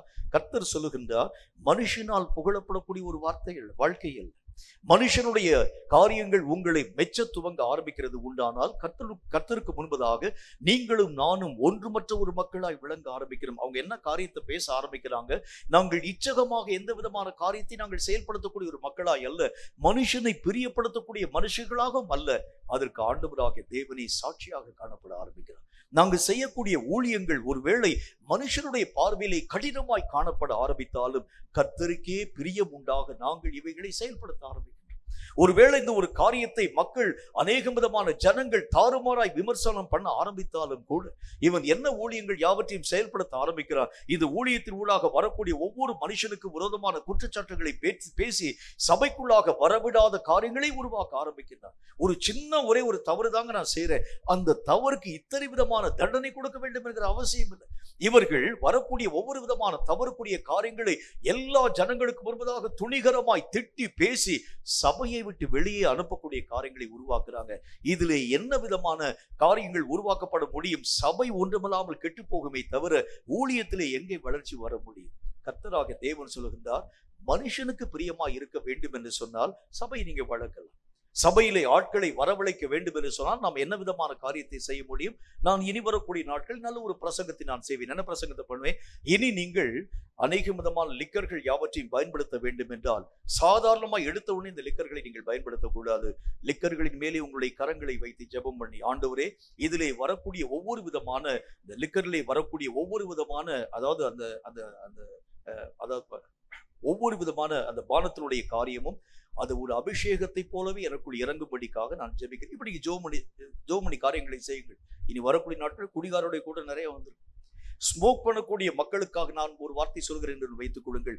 இனி நீங்கள் அதாவது இந்த சிகரெட் யாவற்றையும் பயன்படுத்தக்கூடிய நேரத்தில் சிகரெட் மேல் கரங்களை வைத்து நீங்க ஜெபம் பண்ணுங்க. விடக்கூடிய புகைகள் எல்லாம் என்னுடைய வாழ்க்கையிலே ஆவியின் பலமாய் உள்ளே வரும்படிக்காக ஜெபிக்கிறேன் என்று சொல்லி ஜெபம் நீங்க செய்யுங்க. ஜெபம் இல்லாம செஞ்சா தவறு என்று சொல்லி நான் பிரசங்கம் பண்ண ஆரம்பித்தால் இனி வரக்கூடிய நாட்களில் உங்களெல்லாம் மிஞ்சி நிறைய ஸ்மோக்கர்கள் உள்ள வந்துருவாங்க. கர்த்தருடைய வேதம் சொல்கிறது, மனுஷனை பிரியப்படுத்தக்கூடிய வேலை அல்ல, தேவனை பிரியப்படுத்த வேண்டும் என்றால் கர்த்தருடைய வேதம் என்ன வார்த்தை நமக்கு சொல்கிறது தெரியுமா? தேவனால் நடப்படாத நாட்டுகள் எல்லாம் பிடுங்கப்பட்டு போயிடும். அவ்வளவுதான். அதுதான் காரியம் உருவாக்கப்பட ஆரம்பிக்கும். ஆண்டவராகிய தேவனுக்கு விருப்பம் இல்லாத ஒரு காரியம் உருவாக்கப்பட்டால் சபை நிறைந்து வழிகிறத பார்ப்போம். கூட்டங்கள் ஏராளமா இங்கும் அங்கும் ஏராளமான ஜனங்கள் பலுகவும் பெருகவும் ஆரம்பிக்கிறதை பார்க்க முடியும். ஆனால் கர்த்தருடைய வார்த்தையா நீங்கள் பேசி பாருங்கள். அவர்களுடைய வாழ்க்கையிலே காணப்படும் பாவத்தினுடைய நிலைகளை நீங்களும் நானும் சுட்டி காண்பித்து பேசி பாருங்கள். அவர்கள் இனி திருச்சபையின் மத்தியிலே காணப்பட மாட்டார். அப்படின்னா கர்த்தருடைய வேதம் என்ன வார்த்தை சொல்கிறது? மனுஷன் எப்ப நம்முடைய காரியங்கள் யாவற்றை மேன்மைப்படுத்த ஆரம்பிக்கிறான், அவனுடைய குற்றங்களை நீங்கள் சொல்லாதிருக்கக்கூடிய வரைக்கும் உங்களுடைய ஒவ்வொரு செய்தியும் அவன் புகழ ஆரம்பிப்பான். இவன் எந்த விதமான தப்புக்குரிய காரியங்களை சுட்டி காண்பிக்க மாட்டான். நாங்கள் செயல்படுத்த ஆரம்பித்தாலும் அவற்றை போய் நாங்கள் சொல்கிறோம்.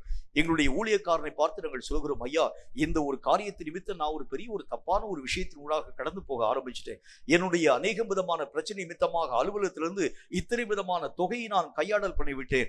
ஆண்டவராகிய தேவன் என்னை மன்னிக்கும்படிக்காக நீங்கள் ஜெபிக்க வேண்டும். உடனே இந்த ஊழியக்காரர் சொல்வார், பயப்படாதீங்க, கர்த்தராகிய தேவன் உங்களுடைய பலவீனங்களை அறிந்திருக்கிறார். நீங்களும் விருப்பப்பட்ட ஒரு காரியத்தை செய்யல, ஏதோ ஒரு பிரச்சனை நிமித்தமாக அந்த காசை நீங்க தூக்கிட்டு வந்துட்டீங்க. ஆகவே கர்த்தர் உங்களை ஆசீர்வதிப்பார்னு சொல்லி பாருங்க, நிறைய திருட்டு கூட்டம் உள்ள வந்து. ஆகவேதான் கர்த்தருடைய வேதம் என்ன சொல்கிறது? உள்ளதை உள்ளதென்றும் இல்லதை இல்லதென்றும் சொல்லுங்கள், அவைகளுக்கு மிஞ்சினது தீமையினால் உருவாக்கப்பட்டிருக்கும். எது தப்போ அது தப்புன்னு சொல்லுங்க, எது சரியோ அது சரின்னு சொல்லுங்க. நீங்கள் தவறான காரியத்தை சரி என்று பேசினால் மனுஷர்களை பிரியப்படுத்துவீர்கள், ஆனால் தேவனாகிய கர்த்தரால் நீங்களும் நானும் தூக்கி எறியப்பட ஆரம்பிக்கிறதை பார்க்க முடியும். மனுஷனுக்கு பிரியம் உருவாக்கப்பட ஆரம்பிக்கிறது உண்டானால் வேத புத்தகத்தில் என்ன போட்டு பாருங்க, அவர் என்ன சொல்லுகின்றார்? நாங்கள் மனுஷனுடைய மகிமையை நாங்கள் நாடி தேடவில்லை, மனுஷர்கள் எங்களை மேன்மையாக பேச வேண்டும் என்று சொல்லி நாங்கள் யோசிக்கல. ஏனென்றால் நாங்கள் பாவத்தை பற்றி பேச பேச ஒவ்வொரு மனுஷனுடைய மனமும் எங்களுக்கு விரோதமாக இயக்கத்தின் ஊடாக கடந்து வருகிறதை பார்க்கிறோம். அவர்கள் செய்யும் ஒவ்வொரு விதமான குற்றங்கள் யாவற்றையும் நாங்கள் வெளிப்படுத்த ஆரம்பித்த உடனே அவர்கள் எங்களுக்கு விரோதமான நினைவுகளின் ஊடாக கடந்து போக ஆரம்பிக்கிறதை பார்க்கிறோம். என்றாலும் இந்த மாதிரியான பிரசங்கத்தை அவர்கள் ஒருவேளை எங்களுக்கு விரோதமான வார்த்தைகளை பேச ஆரம்பிக்கிறாங்க, எங்களுக்கு விரோதமான கிரியைகளை செய்ய ஆரம்பிக்கிறார்கள் என்பதற்காக இந்த விஷயங்களை நாங்கள் நிறுத்தி போடாமல் தேவனுக்கே பிரியமுள்ளவர்களாக நாங்கள் நடந்து கொள்ள பார்த்து மனுஷனால் வரக்கூடிய மகிமைகளை அல்ல, தேவனால் வரக்கூடிய மகிமைகளை நாங்கள் நாடி தேட ஆரம்பிக்கிறோம். அப்ப தேவனால் வரக்கூடிய மகிமையை நீங்களும் நானும் நாடி தேட வேண்டும் என்றால் ஒரே ஒரு விஷயம் தான் நமக்கு வேணும். என்ன விஷயம் வேண்டும்? முகதாட்சண்யம் பாராத ஒரு வாழ்க்கை நமக்கு இருக்கணும்.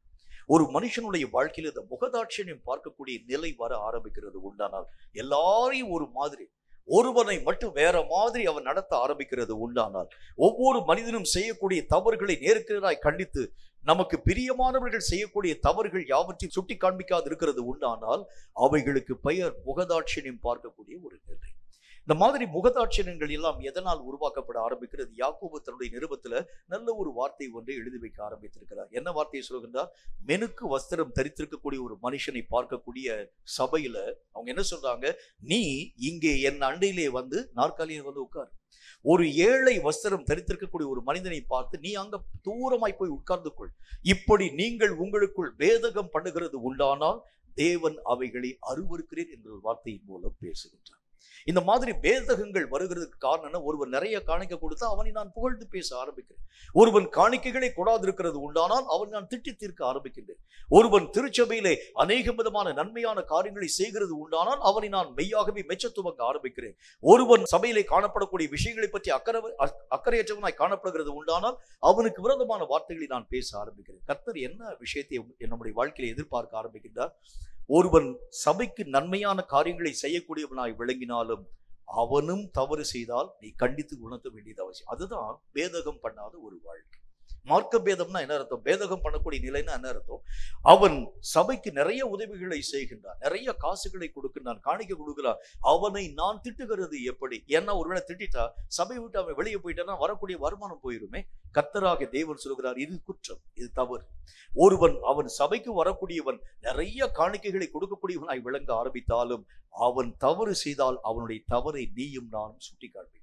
இதுதான் தேவனாகிய கர்த்தர் விரும்பக்கூடிய உண்மையும் உத்தமமும் நேர்மையுமான ஒரு வாழ்க்கை. மனுஷன் காண வேண்டும் என்பதற்காக மனுஷனை பிரியப்படுத்தும் ஒரு வாழ்க்கை அல்ல, தேவனுக்கே பிரியம் உண்டாக்கக்கூடிய வாழ்க்கையின் ஊடாக நீங்களும் நானும் கடந்து போக வேண்டியது அவசியம். கேட்கும் கர்த்தருடைய பிள்ளையே, நம்முடைய மனசுல யாரை நான் அதிகமாக நேசிக்கிறேன், யாரை அதிகமாக நேசிக்க என்னால முடியல. இந்த பேதகம் வந்ததற்கு என்ன காரணம்? நீங்களே யோசிச்சு பாருங்க. நம்முடைய வாழ்க்கையிலே சில பேர் எனக்கு நன்மைகளை செய்யக்கூடிய மக்களை என்னை அறியாமல் நான் நேசிக்க ஆரம்பிக்கிறேன். சில பேர் என்னுடைய வாழ்க்கைக்கு முன்பதாக வராதிருக்கக்கூடிய மக்கள் மேலே என்னை அறியாத ஒரு வெறுப்பு என்னுடைய வாழ்க்கையை பற்றி பிடிக்க ஆரம்பிக்கிறதை பார்க்கிறேன். அப்படின்னா கர்த்தர் சொல்லுகின்றார், மனுஷனால் வரக்கூடிய மகிமைகளுக்காக அல்ல, தேவன் உன்னை புகழக்கூடிய அளவிற்காக உன் கிரியைகள் எல்லாம் அவருக்குள் செயல்படுத்தப்பட வேண்டியது அவசியமான ஒன்று. இப்படிப்பட்ட ஒரு வாழ்க்கை வாழுகிறதா தேவனாகிய கர்த்தரால் உங்களுக்கும் எனக்கும் கொடுக்கப்பட்டிருக்கக்கூடிய மேன்மையான ஒரு பங்கு என்கிறதை பற்றி கர்த்தருடைய வேதம் திட்டமும் தீர்க்கமாய் பேச துவங்க ஆரம்பிக்கிறது. இரண்டாவது ஒரு காரியத்தை பற்றி கர்த்தராகிய தேவன் என்ன விதமான வார்த்தையை நமக்கு சொல்கிறார் பாருங்கள். எபேசியருக்கு எழுதப்பட்ட நிருபம் அதுல 6வது அதிகாரம் 8வது வசனம் இந்த வார்த்தையை நமக்கு சொல்கிறது. எபேசியருக்கு எழுதப்பட்ட நிருபம் 6வது அதிகாரம் 8வது வசனம் இந்த வார்த்தையை சொல்கிறது. வாசிக்கிற கேளுங்க. அது என்ன காரியத்தை நம்மோடு கூட பேசுகிறது என்று பாருங்கள். மனுஷருக்கென்று ஊழியம் செய்யாமல் கர்த்தருக்கென்றே நல் மனதோடே ஊழியங்கள் செய்யுங்கள். இரண்டாவது காரியம், மனுஷனுக்காக ஊழியங்களை செய்கிறது என்றைக்கும் தவறு என்று கர்த்தருடைய வேதத்திலே ஆண்டவராகிய தேவன் சொல்லுகின்றார். இன்றைக்கு நிறைய சபைகள்ல இருக்கக்கூடிய பெரிய பிரச்சனை என்ன அப்படின்னா, இன்றைக்கு மற்ற சபையிலே காணப்படக்கூடிய மக்கள் நம்முடைய சபையினுடைய காரியங்களை ஒப்பிட்டு பார்க்க ஆரம்பிக்கிறாங்க. என்ன ஒப்பிட்டு பார்க்க ஆரம்பிக்கிறாங்க? அந்த சபையிலே காணப்படக்கூடிய ஒவ்வொரு விதமான ஊழியக்காரர்கள், ஈவன் சபையிலே காணப்படக்கூடிய சபையை நடத்தக்கூடிய போதகர், சபையிலே காணப்படக்கூடிய கர்த்தருடைய நாமத்தை மகிமைப்படுத்தக்கூடிய ஒவ்வொரு விதமான மக்களும் கூட சபை விசுவாசிகளுடைய வீட்டுல ஆரம்பம் முதல் முடிவு வரைக்கும் உட்கார்ந்து எல்லா வேலையும் செய்ய ஆரம்பிக்கிறார். காய்கறி வாங்கி கொடுக்கறதுல இருந்து, மட்டன் வாங்கி கொடுக்கறதுல இருந்து, மீன் வாங்கி கொடுக்கறதுல இருந்து, பாத்திரங்களை, எல்லா காரியங்கள் யாவற்றையும் செய்கிறது முதற்கொண்டு எல்லா பணிகளையும் செய்யக்கூடியவனாய் விளங்க ஆரம்பிக்கின்றார். ஆனா நம்முடைய ஐக்கியத்தை நாங்க எடுத்து பார்த்தோம்னா, எங்க பாஸ்டர் நாங்க வீட்டுக்கு கூப்பிட்டா கூட வர மாட்டேங்கிறார். இது ஒரு பெரிய ஒரு குற்றச்சாட்டு. அந்த சபையில் இருக்கக்கூடிய போதகரை நாங்கள் எடுத்து பார்க்கிறாங்க. கூப்பிடாமலே வாசல் வந்து நிற்கிறார். காலையிலேயே கதவை திறந்து அவர் தான் முன்னால் வந்து நிற்கிறார். பெல் அடிச்சுட்டு முன்னால் வந்து நிற்கிறார். என்னையா என்ன திடீரென்று முன்னால் வந்திருக்கிறீங்க? இல்ல உங்க வீட்டுல பாத்திரம் கழுவுன்னு சொல்லி நான் வந்து யோசிக்க ஆரம்பிச்சேன். திடீர்னு சொல்லி கர்த்தராகிய தேவன் என்னுடைய மனசுல ஏவ ஆரம்பித்தேன். பாத்திரம் கழுவுறதுக்காக நான் வீட்டுக்கு வந்திருக்கிறேன். அநேக விதமான வீட்டினுடைய காரியங்கள் யாவற்றையும் சுத்திகரிக்கும்படிக்காக வந்திருக்கிறேன். இப்படி மனுஷனுக்கு ஊழியம் செய்யக்கூடிய மக்களாக இன்றைக்கு ஆவிக்குரிய நிலைகளிலே காணப்படக்கூடிய மக்களின் நிலைகள் மாற்றத்தின் ஊடாக கடந்து போகிறது பார்க்க முடியும். நிறைய இடங்களை இந்த ஒரு விஷயத்தை உங்களாலேயே பார்க்க முடியும். நிறைய சூழ்நிலைகளை இந்த மாதிரியான தன்மைகள், இந்த மாதிரியான விஷயங்கள், இது எப்படிப்பட்ட ஒரு காரியம், அவர்களுக்கு முன்பதாக நீங்களும் நானும் வேலைகளை இழுத்து போட்டுக்கொண்டு செய்ய ஆரம்பிச்சாதான் நம்முடைய சபையை விட்டு அவர்கள் வெளியே போக மாட்டார்.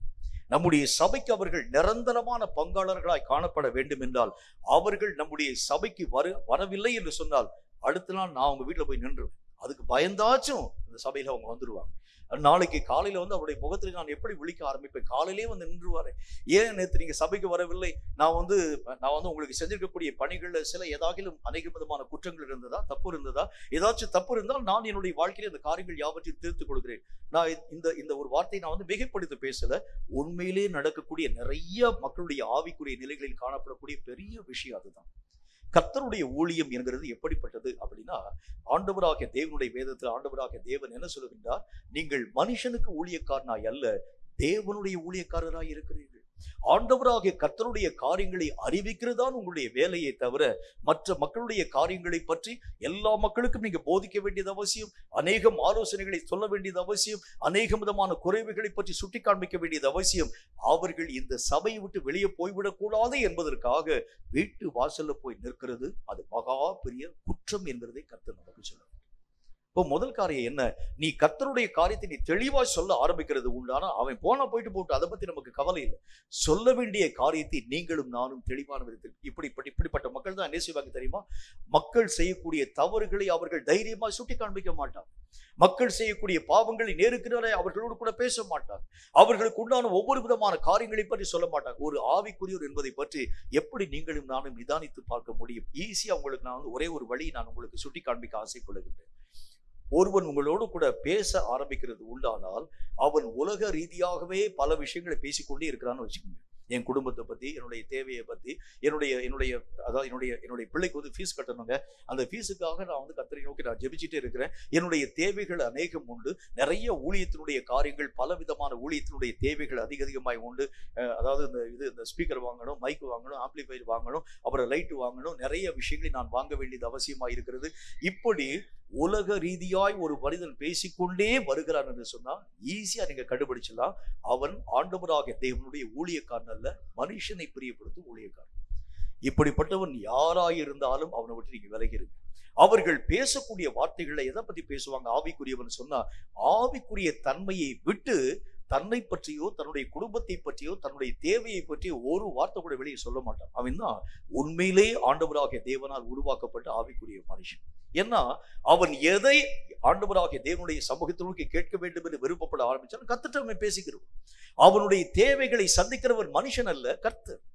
ஆகவே அவனுடைய ஒவ்வொரு விஷயத்தையும் கர்த்தரோடு கூட அவன் ஷேர் பண்ண ஆரம்பிக்கிறான். நமக்கே தெரிஞ்ச ஒரு விஷயம்தான், நம்முடைய ஊழியத்திற்கு பலவிதமான காரியங்கள் தேவைப்பட ஆரம்பித்தாலும் ஒவ்வொரு விஷயத்தையும் நான் அவங்க கூட சொல்லுவேன். என்ன சொல்லுவேன்? இந்த மாதிரி நமக்கு வந்து மைக் நமக்கு தேவைப்பட ஆரம்பிக்கிறது என்று சொல்லிவிட்டு நான் உங்களை பார்த்து ஒரே ஒரு வார்த்தை சொல்லுகிறது வழக்கம். எல்லா முறையிலும் நான் உங்களோடு கூட சொல்லக்கூடிய ஒரே ஒரு வார்த்தை, இந்த காரியத்திற்காக நீங்கள் ஜெபியுங்கள், நீங்க கொடுக்கணுங்கிறதுக்காக நான் உங்கள்கிட்ட பேசுறேன். நீங்கள் இந்த காரியத்திற்காக ஜெபிக்கிறது உண்டானால் கர்த்தர் அதனுடைய வழியை திறந்து தருவார். இதுதான் உண்மையான ஊழியத்தினுடைய அடையாளம். உண்மையான ஊழியத்தினுடைய அடையாளம்னா என்ன அர்த்தம்? அவர்கள் பேசும்போது காசு காசு காசு காசு பேச மாட்டாங்க. அவர்கள் பேசும்போது அதைத்தான், இந்த ஒரு காரியம் வேணும், இந்த ஒரு காரியம் வேணும், இந்த ஒரு விஷயம் வேணும், இந்த ஒரு ஆசீர்வாதம் என்னுடைய வாழ்க்கையிலே வர வேண்டும், இந்த ஒரு தேவைகள் என்னுடைய வாழ்க்கையிலே சந்திக்கப்பட வேண்டும். நிறைய நாற்காலிகள் இல்லாமல் இருக்க ஆரம்பிக்கிறது நீங்கள் பார்க்கிறீர்களே. இனியும் வரக்கூடிய மக்கள் எல்லாம் அநேக விதமான மக்கள் தரையில உட்கார்ந்து இருக்கிறத பார்க்கிறீங்களே.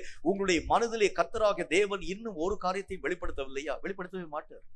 எதுக்கு நான் உங்களை பார்த்து சொல்லுகின்றேன்? நீ கர்த்தருக்கு முன்பதாக உன்னுடைய விண்ணப்பத்தை பேச ஆரம்பிக்கிறது உண்டானால் கர்த்தர் ஏதாகிலும் ஒரு வழியிலே அவைகளை சந்திப்பார். உன் பிரச்சனையை மனுஷன் போய் சொல்லக்கூடாது. உன்னுடைய தேவைகளை மனுஷன் போய் நீ பேசக்கூடாது. எனக்கு இந்த ஒரு காரியம் வேணும், இந்த ஒரு காரியம் சொல்லி உன்னையும் என்னையும் அபிஷேகம் பண்ண ஆண்டவராகிய தேவன் ஒரு பிச்சைக்காரன் மாதிரி அபிஷேகம் பண்ணல. ஒரு பிச்சைக்காரன் தான் என்ன விதமான காரியத்தை சொல்ல ஆரம்பிப்பான்? ஜனங்களுக்கு முன்னால போய் நின்று பேசுவான். சாப்பிட்டு 4 நாள் ஆச்சுங்க, எனக்கு சாப்பாட்டுக்குரிய தேவைகளை நீங்கள் சந்திக்கும்படிக்காக தயவு செய்து நீங்கள் எனக்கு தர்மம் பண்ண வேண்டும். இப்படி தன்னுடைய ஒவ்வொரு விதமான காரியங்களை பற்றி சொல்லி சொல்லி கேட்க ஆரம்பிக்கிறதுக்கு பேர் யாரு? பிச்சைக்காரன். ஆண்டவராகிய தேவனால் அபிஷேகம் பண்ணப்பட்டிருக்கக்கூடிய ஒருவனையும் கர்த்தராகிய தேவன் ஒரு பிச்சைக்காரனுடைய ரேஞ்சிலே ஆண்டவராகிய தேவன் மெய்யாகவே அனுமதிக்கிறவர். நீங்களும் நானும் அந்த அவருடைய வசனத்தில் என்ன போட்டிருக்கு? உங்களுடைய வாயிலே இருந்து சொல் பிறக்கிறதற்கு முன்பதாக உங்கள் தேவைகள் எல்லாவற்றையும் அவர் அறிந்திருக்கின்றார். அவருக்கு தெரியும், எல்லா காரியமும் தெரியும். ஒரு மனிதர்களுக்கு முன்பதாக அவருடைய சீஷர்களோடு கூட கர்த்தராகிய தேவன் பேசும்பொழுது ஒரு வார்த்தை சொல்லுகின்றார். என்ன வார்த்தை சொல்லுகின்றார்? மனிதர்கள் தங்களுடைய பிள்ளைகளுக்கு என்ன காரியத்தை கொடுக்கிறாங்க? தன்னுடைய மகன் தன்னுடைய தகப்பனை பார்த்து அப்பத்தை கேட்டால் அவன் கல்லை கொடுப்பானா? அவன் மீனை கேட்டால் பாம்பை கொடுப்பானா? முட்டையை கேட்டால் தேளை கொடுப்பானா? கடைசியில் என்ன சொல்லுகின்றார்? பொல்லாதவர்களாகிய நீங்களே உங்கள் பிள்ளைகளுக்கு நல்ல ஈவுகளை கொடுக்க அறிந்திருக்கும் பொழுது பரலோகத்தின் பிதாவாகிய தேவன் எத்தனை நன்மையான காரியங்களை தருவார். எப்படி சொல்றாரு பாருங்களேன். எவ்வளவு மேன்மையான ஒரு ஊழியத்திற்காக தேவனாகிய கர்த்தரால் நீங்களும் நானும் அழைக்கப்பட்டிருக்கிறோம். ஆனா இன்றைக்கு நிறைய இடங்கள்ல மனுஷர்களை பிரியப்படுத்தும்படிக்காக மனுஷன்தான் என்னுடைய தேவைகளை சந்திக்க முடியும், மனுஷன்தான் என்னுடைய எல்லா விதமான காரியங்களையும் வாங்கி கொடுக்க முடியும். அவங்க பிரசங்கத்துல 2 வசனம் 3 வசனத்தை பார்ப்பீங்க, மற்றது எல்லாம் அந்த தேவைகளை பற்றியே பேசுகிறதை பார்க்கணும். அப்படின்னா என்ன அர்த்தம்? கர்த்தர் மேல் அவர்களால் நம்பிக்கை வைக்க முடியல. ஆண்டவராக தேவனுடைய ஊழியனாக ஒருவன் அழைக்கப்பட ஆரம்பிக்கிறது உண்டானால் வேதத்துல கர்த்தராகிய தேவன் என்று சொல்கிறார், அவன் கர்த்தராகிய தேவனையே நம்பி சார்ந்திருக்க வேண்டியது அவசியம். அவன் தேவனாகிய கர்த்தருடைய காரியங்களின் பின்பதாகவே கடந்து போக வேண்டியது அவசியம். எந்த மனுஷனுக்கு முன்பதாக தன்னுடைய மனதின் ஆழங்களை வெளிப்படுத்தக்கூடியவனாய் அல்ல, தேவனாகிய கர்த்தரினுடைய உள்ளத்தின் ஆழத்தை பார்க்கிறவா இருக்கிறதுனால அவருக்கு என்னுடைய ஒவ்வொரு காரியங்களும் அறிந்திருக்கக்கூடிய ஒரு தேவனாய் விளங்குகிறார். இந்த நிலை எப்ப என்னுடைய வாழ்க்கையிலே வர ஆரம்பிக்கிறதோ அப்பதான் தேவனுக்கு முன்பதான பிரியமான வாழ்க்கை வாழ உங்களாலும் என்னாலும் ஆகும். அப்ப நிறைய நேரங்கள்ல ஒரு பிரச்சனை என்று வைத்துக் கொள்ளுங்க, என் குடும்பத்தில் ஒரு பிரச்சனை வருகிறது உண்டானால் 4 பேர்ட்ட போய் நான் என்னுடைய பிரச்சனைகள் யாவற்றையும் ஷேர் பண்ண ஆரம்பிக்கிறேன். என்னுடைய மன கவலைகளை, எல்லா விதமான கவலைகளை 4 பேர்ட்ட போய் நான் ஷேர் பண்ண ஆரம்பிக்கிறேன். அப்படின்னா என்ன அர்த்தம்? நான் இன்னும் கர்த்தராகிய தேவனை முழுசுமா நம்பல. அதனாலதான் 4 பேர்ட்ட போய் நான் ஷேர் பண்ண ஆரம்பிக்கிறேன். கர்த்தராகிய தேவனை நீங்கள் நம்புகிறது உண்டானால் உங்கள் பிரச்சனைகளை மக்கள்கிட்ட இல்ல, கர்த்தருக்கு முன்பதாக மட்டும்தான் நீங்க போய் சொல்லுவீங்க. வேற யார்ட்டையும் நீங்கள் நான் சொல்லவே மாட்டோம். எனக்கு 1000 பிரச்சனை வர ஆரம்பித்தாலும் என்னை விசாரிக்கும் கர்த்தருக்கு முன்பதாகத்தான் ஒவ்வொரு காரியத்தை நான் ஷேர் பண்ணுவேன். எந்த மனுஷனுக்கும் எந்த மனுஷனுடைய காரியங்களையும் இவைகளை அறியும்படிக்காக நான் அனுமதிக்க மாட்டேன், விடவே மாட்டேன். ஆகவே கர்த்தருடைய வேதம் நமக்கு சொல்லக்கூடிய நல்ல ஒரு வார்த்தையின் அடிப்படையில் மனுஷர்களை பிரியப்படுத்தும் நிலைகளை விட்டு தேவனை பிரியப்படுத்தும் மக்களாய் நீங்கள் விளங்க ஆரம்பித்தால் மட்டும்தான் இந்த கடைசி காலத்திலே நல்ல ஒரு ஓட்டத்தின் ஊடாக கடந்து போக முடியும். யார நீங்களும் நானும் தேட ஆரம்பிக்கிற? யாராச்சும் ஒருத்தர் நமக்கு ஆறுதல் சொல்ல மாட்டானா? யாராச்சும் ஒருத்தர் எனக்காக ஜெபிக்க மாட்டானா? யாராச்சும் ஒருத்தர் என்னுடைய தேவையை சந்திக்க மாட்டானா சொல்லி இப்படி நீங்கள் மனுஷர்களை நாடுகிறது உண்டானால் தேவ கரத்திலிருந்து ஒரு ஒத்தாசையும் உங்களுடைய வாழ்க்கையிலும் என்னுடைய வாழ்க்கையிலும் வராது. மனுஷனை புறம்பே தள்ளிருங்க. மனிதர்கள் எல்லாம் ஒரு நேரத்துல நமக்கு முன்னால வருவாங்க, அடுத்த நேரத்தில் உங்களுக்கு பின்பதாக போய் இவனுக்கு இந்த பிரச்சனை வந்ததுக்கு கரெக்டு தான், அவனுக்கு ஏன் இந்த பிரச்சனை வந்ததுக்கு நல்லாவே தெரியும், அவன் எவ்வளவு தீமையான ஒரு மனிதனாய் காணப்பட்டவன் தெரியுமா, அவனுக்கு இந்த பிரச்சனை மட்டுமல்ல இன்னும் பலவிதமான பிரச்சனைகள் வர வேண்டும் என்று சொல்லி உங்களுக்கு முன்பதாய் நன்மை பேசக்கூடிய அவன் உங்களுக்கு விரோதமான தீமையான காரியங்களை வெளியே போய் மெய்யாகவே தூற்றி திரிகிறதை பார்க்க முடியும். கர்த்தர் என்ன விஷயத்தை சொல்ல ஆரம்பிக்கின்றார்? எந்த காரியமாய் காணப்பட ஆரம்பித்தாலும் மனுஷர்களை அல்ல, தேவனை நீங்கள் நாட ஆரம்பித்தால் மட்டும்தான் ஆண்டவராக தேவனை பிரியப்படுத்தும் மக்களாக, ஆண்டவராக தேவனுடைய சித்தத்தின்படி செய்யக்கூடிய ஒரு மக்களாக நீங்களும் நானும் விளங்க முடியும் என்று கர்த்தருடைய வேத புஸ்தகத்தின் வழியாக கற்றுக்கொள்ள முடியும். மூன்றாவது ஒரு காரியத்தை பாருங்க. கர்த்தருடைய வேதம் மற்றும் ஒரு விஷயத்தை நமக்கு சொல்லிக் கொடுக்க ஆரம்பிக்கிறது. 1 கொரிந்தியரின் புஸ்தகம் 7வது அதிகாரம் 23வது வசனம் இந்த வார்த்தையை நமக்கு சொல்கிறது. 1 கொரிந்தியரின் புஸ்தகம் 7வது அதிகாரம் 23வது வசனம் இந்த வார்த்தையை நமக்கு சொல்கிறது. வாசிக்கிறேன், கேளுங்க. அது என்ன சொல்லுது பாருங்க. நீங்கள் கிரயத்துக்கு கொள்ளப்பட்டீர்கள், மனுஷர்களுக்கு அடிமைகள் ஆகாதிருங்கள். மூன்றாவது காரியம் என்ன அப்படின்னா, நீங்கள் கிரயத்திற்கு கொள்ளப்பட்டீர்கள், மனுஷர்களுக்கு அடிமைகள் ஆகாதிருங்கள். அப்படின்னா கர்த்தர் என்ன சொல்ல ஆரம்பிக்கின்றார் அப்படின்னா, இவன் இல்லாட்டி வாழ்க்கை வாழவே முடியாதுன்னு சொல்லி எவனையும் நம்பாதீங்க. எது இல்லாமல் இருந்தாலும் உங்களாலும் என்னாலும் வாழ்க்கை வாழ முடியும். நான் அடிக்கடி என்னுடைய செய்தியை சொல்லக்கூடிய நல்ல ஒரு சம்பவம் இது. இந்த சம்பவத்தை நீங்க கேட்டிருப்பீங்க என்றாலும் மீண்டும் நான் உங்களோடு கூட பேச ஆசைப்படுகிறேன். கர்த்தருடைய ஊழியத்தை செய்யும்படிக்காக சாது சுந்தர் சிங் ஒரு முறை தீபத் பட்டணத்தை நோக்கி கடந்து போகக்கூடிய அந்த நேரம், அந்த நாட்கள்ல வாகன வசதிகள் இல்லாத இருக்கக்கூடிய நேரத்துல நிறைய மலைப்பாங்கான பகுதிகளின் ஊடாக கடந்து போய் கர்த்தருடைய ஊழியங்கள் யாவற்றையும் செய்து கொண்டே கடந்து போறார். கடந்து போகக்கூடிய நேரத்துல என்ன விதமான சூழ்நிலைகள் உருவாக்கப்பட ஆரம்பிக்கிறது அப்படின்னா, ஒரே ஒரு விஷயம்தான். என்ன காரியம் உருவாக்கப்படுது? ஒரு ரூம்ல அவர் தங்கி இருக்கின்றார். தங்கி இருக்கக்கூடிய நேரத்துல வெளியே, அதாவது இயற்கையினுடைய அந்த நேச்சுரல் சீன்ஸ் யாவற்றையும் ரசிக்கிறது அவருடைய வழக்கம். வெளியே ஜன்னல் கதவை திறந்து பார்க்கக்கூடிய நேரத்துல அவருடைய வீட்டு கதவுக்கு பக்கத்துல, ஜன்னல் கதவுக்கு பக்கத்துல ஒரு பெரிய ஒரு மரக்கிளை ஒன்று. மரக்கிளையில ஒரு மக்களுக்கு பக்கத்திலே வராது இருக்கக்கூடிய ஒரு குருவி ஒன்று மெய்யாகவே கூடு கட்டி ஒரு 4-5 முட்டைகளை இட்டிருக்கக்கூடிய அந்த ஒரு காரியத்தை அவருடைய கண்கள் பார்த்து, ஒவ்வொரு நாளும் காலையில திறந்து பார்ப்பாரு. திறந்து பார்க்கக்கூடிய நேரத்தில் அந்த குருவியானது அந்த முட்டையின் மேல் அடைகாத்து உட்கார்ந்து இருக்கக்கூடிய இந்த நிலைகளை பார்த்து கொண்டே இருக்க ஆரம்பிப்பார். ஒரு நாள்ல நடந்த காரியம் என்ன அப்படின்னா, அந்த முட்டைகள் எல்லாம் உடைக்கப்பட்டு அதிலிருந்து குஞ்சுகள் எல்லாம் ஒரு 5 குஞ்சுகள் வெளியே கண்கள் திறக்கப்பட முடியாமல் அவைகள் எல்லாம் சத்தம் போட ஆரம்பித்தது. தாய்க்குருவி வெளியே பறந்து போச்சு. வெளியே பறந்து போய் இந்த கண்கள் திறக்கப்படாது இருக்கக்கூடிய குஞ்சுகளுக்கு இறைகள் யாவற்றையும் கொண்டு அதனுடைய வாயில கொண்டு ஊட்ட ஆரம்பித்தது. 2-3 நாட்கள் உருவாக்கப்படக்கூடிய நேரத்தில் திடீரென்று சொல்லி இந்த தாய் பறவை இறை தேடும்படிக்காய் கடந்து போன அந்த தாய் பறவை செய்த காரியம் என்ன அப்படின்னா, அங்க இருக்கக்கூடிய, அதாவது இந்த போஸ்ட்ல போய் உட்கார்ந்தது. அதாவது இந்த விளக்கு எரியக்கூடிய அந்த போஸ்ட் இருக்கு பாருங்க, அந்த ஸ்ட்ரீட்ல இருக்கக்கூடிய அந்த லைட் எல்லாம் எரியக்கூடிய அந்த போஸ்ட் இருக்கு பாருங்க, அதுல போய் உட்காரக்கூடிய நேரத்துல அதுல இருக்கக்கூடிய அந்த வயர்ல ஒரு ஷார்ட் ஒரு பிரேக் இருக்க ஆரம்பிச்சதுனால அந்த குருவியினுடைய கால்கள் அதிலே பட்ட உடனே அந்த குருவியினுடைய உடலை ஷாக் அடித்து செத்து போயிடுச்சு. இப்ப கண்கள் திறக்கப்பட முடியாது இருக்கக்கூடிய 5 குருவி குஞ்சுகள் உள்ள இருக்கு. இந்த தாய் குருவி தான் அதுக்கு ஆகாரம் கொடுக்கணும், வேற வழி ஒண்ணுமே இல்லை. இவர் அந்த காட்சியை அவருடைய கண்கள் பார்த்து கொண்டே இருக்க ஆரம்பித்தது. உடனே இவருக்கு ரொம்ப மனசுல சங்கடமா போயிடுச்சு. ஐயோ, இந்த குருவி குஞ்சுக்கு யாரு கொண்டு சாப்பாடு கொடுப்பாங்க? ஆண்டவரே, இதனுடைய எதிர்கால வாழ்க்கை எப்படியாய் மாற்றப்பட போகிறது தெரியலையே ஆண்டவரே. அவங்களுடைய அம்மா இப்போ திடீரென்று சொல்லி மரணத்தின் ஊடாக கடந்து போயிடுச்சு. இனி இந்த 5 குஞ்சுகளை பராமரிக்கிறது யார் என்று சொல்லி கர்த்தரை நோக்கி ஜெபம் பண்ண ஆரம்பிச்சார். அவருக்கு ரொம்ப பாரமாய் காணப்பட ஆரம்பிச்சனால ஜெபிச்சார். அடுத்த நாள் காலை வேளையில் அந்த குஞ்சுகள் உயிரோடு இருக்கிறதா செத்து போயிடுச்சுன்னு தெரியலன்னு சொல்லி கதவை திறந்து பார்க்கக்கூடிய நேரத்தில் ஒரு பெரிய ஒரு ஆச்சரியமான ஒரு காரியத்தை அவருடைய கண்கள் பார்த்தது. என்ன காரியத்தை பார்த்தார் அப்படின்னா, இந்த பறவையினுடைய இனத்தை சாராது இருக்கக்கூடிய வேறொரு பறவை கண்கள் திறக்காது இருக்கக்கூடிய அந்த குஞ்சுகளுக்கு இறை ஊட்ட ஆரம்பிச்சு. உடனே அப்பதான் அவருடைய மனதிலே கர்த்தராகிய தேவன் பேசினார். என்ன பேசினார்? நீ நினைக்கிற அந்த தாய் செத்து போச்சுன்னா அதெல்லாம் ஒண்ணுமே இல்லாம போயிடும் சொல்லி, ஆனால் எதை கொண்டாகிலும் அவைகளை போஷிக்க என்னால் முடியும் என்று கர்த்தர் பேசினார். அதைத்தான் கர்த்தர் சொல்லுகின்றார். மனுஷன் மேல உன்னுடைய பாரங்களை அல்ல, கர்த்தராகிய தேவன் மேல உன்னுடைய பாரத்தை வச்சா எதை கொண்டாகிலும் உன்னுடைய காரியங்களை ஆண்டவராகிய தேவன் சீர்பட செய்ய, உன்னுடைய வாழ்க்கையிலே மகிமையான காரியங்களை உருவாக்க அவரால் முடியும். நிறைய நேரங்கள்ல மனுஷர்களை நம்பி நாம் ஏமாந்து போறோம். இவன் இந்த ஒரு காரியத்தை செய்ய இவன் கையில் இவ்வளவு காசு வச்சிருக்கிறான், என்றாலும் ஆபத்துல இவன் எந்த விதமான உதவியும் செய்யவே இல்லை. என்னுடைய வாழ்க்கையில இத்தனை விதமான பிரச்சனைக்குரிய காரியங்கள் காணப்படக்கூடிய நேரத்துல தன்னுடைய மனதை அடைத்து கொண்டு பேசாம உட்கார்ந்துருக்க ஆரம்பிக்கிறான். எந்த வார்த்தையும் சொல்லவே இல்லை. நான் ஒவ்வொரு நாளும் பசினாலும் வேதனையினாலும் வருத்தத்தினாலும் கஷ்டத்தின் ஊடாக கடந்து போகக்கூடிய நேரத்துல கையில் அவ்வளவு லட்சக்கணக்கான பணத்தை வைத்துக் கொண்டிருக்கக்கூடிய அவன் ஒரு வார்த்தை கூட பேசாம உட்கார்ந்துருக்க ஆரம்பிச்சான். கர்த்தர் சொல்லுகின்றார், மனுஷனை நீயும் நானும் நம்புகிறது அதெல்லாம் வேஸ்ட். ஆண்டவராகிய தேவன் தான் உன்னையும் என்னையும் விசாரிக்கும் ஒரு தேவனாய் இருக்கிறதுனால அவர் தான் அவருடைய வசனத்தில் என்ன போடுது, நீங்களும் நானும் கர்த்தராகிய தேவனால் தான் கிரயத்திற்கு கொள்ளப்பட்டிருக்கிறோம். அவர் தான் உங்களை இணை விலைக்கு வாங்கியிருக்கிறார். ஆகவே போஷிக்க வேண்டிய ஒவ்வொரு பொறுப்பும், பராமரிக்க வேண்டிய ஒவ்வொரு பொறுப்பும் அவருடைய பொறுப்பு.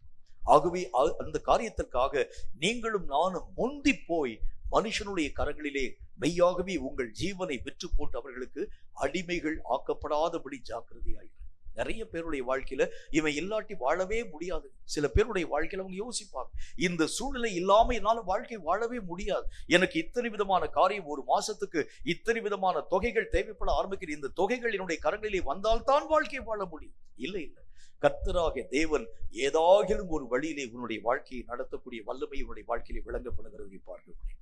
ஆண்டவராகிய தேவனுடைய நாமத்தினாலே மோசேயினுடைய தலைமையில ஒரு பெரிய ஒரு கூட்டத்தை கர்த்தராகிய தேவன் உருவாக்கி இஸ்ரவேல் மக்களை எகிப்திலே இருந்து அழைத்து கொண்டு வரக்கூடிய அந்த ஒரு நேரம். அந்த நேரத்துல வழி இடத்தில் இருக்கக்கூடிய செங்கடல் முன்பதாக பார்க்கக்கூடிய, பின்னால திரும்பி பார்க்கிறாரு, பின்னால் திரும்பி பார்த்தா பார்வனுடைய சேனைகளும் ரதங்களும் காணப்படக்கூடிய பயங்கரமான ஒரு சூழல். அங்கு காணப்படக்கூடிய இஸ்ரவேல் மக்கள் எல்லாம் பயந்து போயிட்டாங்க. மோசைக்கு விரோதமா எல்லா ஜனங்களும் முறுமுறுக்க ஆரம்பிக்கிறாங்க. எல்லாரும் ஒரு வார்த்தை சொல்றாங்க, எங்கே நாங்கள் வசித்த எகிப்து நாட்டிலே கல்லறைகள் இல்லை என்று சொல்லியா வனாந்திர வெளியிலே கொண்டு போய் நாங்கள் சாகும்படியான காரியங்களை கொடுக்க ஆரம்பிச்சு என்று சொல்லி மோசைக்கு விரோதமாய் முறுமுறுத்து, இனி இந்த கடலை தாண்டி போகிறது எப்படி, இந்த கடலின் கூடாக நாங்கள் சிக்குண்டு மாட்டிக்கொள்ள ஆரம்பிக்கிறது உண்டானால் மடிந்து போக ஆரம்பிக்கிறதை பார்க்க முடியும், செத்து போயிடும். ஆகவே எங்களை சாகும்படிக்காக இப்படிப்பட்ட காரியங்களை செய்கிறது என்ன என்கிறதை பற்றி மோசைக்கு விரோதமாய் ஜனங்கள் முறுமுறுக்க ஆரம்பிச்சாங்க. கர்த்தராகிய தேவன் இவருடைய முறுமுறுப்புகள் எல்லாவற்றையும் தம்முடைய தேவனாகிய கர்த்தருக்கு முன்பதாக பேச ஆரம்பித்தார் மோசே. உடனே கர்த்தர் சொன்னார், நீ ஏப்பா என்கிட்ட கேட்கிற, உன் கையில நான் அதிகாரத்தை தந்திருக்கிறேன்னா, ஆகவே உன்னுடைய கோலை நீட்டி அந்த கடலை இரண்டாக பிளந்து விடுன்னு சொல்லி ஆண்டவராகிய தேவன் பேச ஆரம்பித்தார். வசனத்துல என்ன காரியத்தை பார்க்கிறோம், வழியே இல்லாத இடத்திலே ஆண்டவராகிய தேவன் கடலின் ஊடாக ஒரு வழியை உருவாக்குகின்றார். அதுதான் கர்த்தராகிய தேவன். கர்த்தருடைய சித்தம் எப்படிப்பட்டதுன்னு, 4 வழி இருக்கக்கூடிய நேரத்துல 3 வழி அடைக்கப்பட்டுச்சுப்பா, இந்த ஒரு வழியில போ, அப்படி இல்லை. வழியே இல்லாத இருக்கக்கூடிய இடத்திலே வழியை உருவாக்குகிறவர் கர்த்தர்.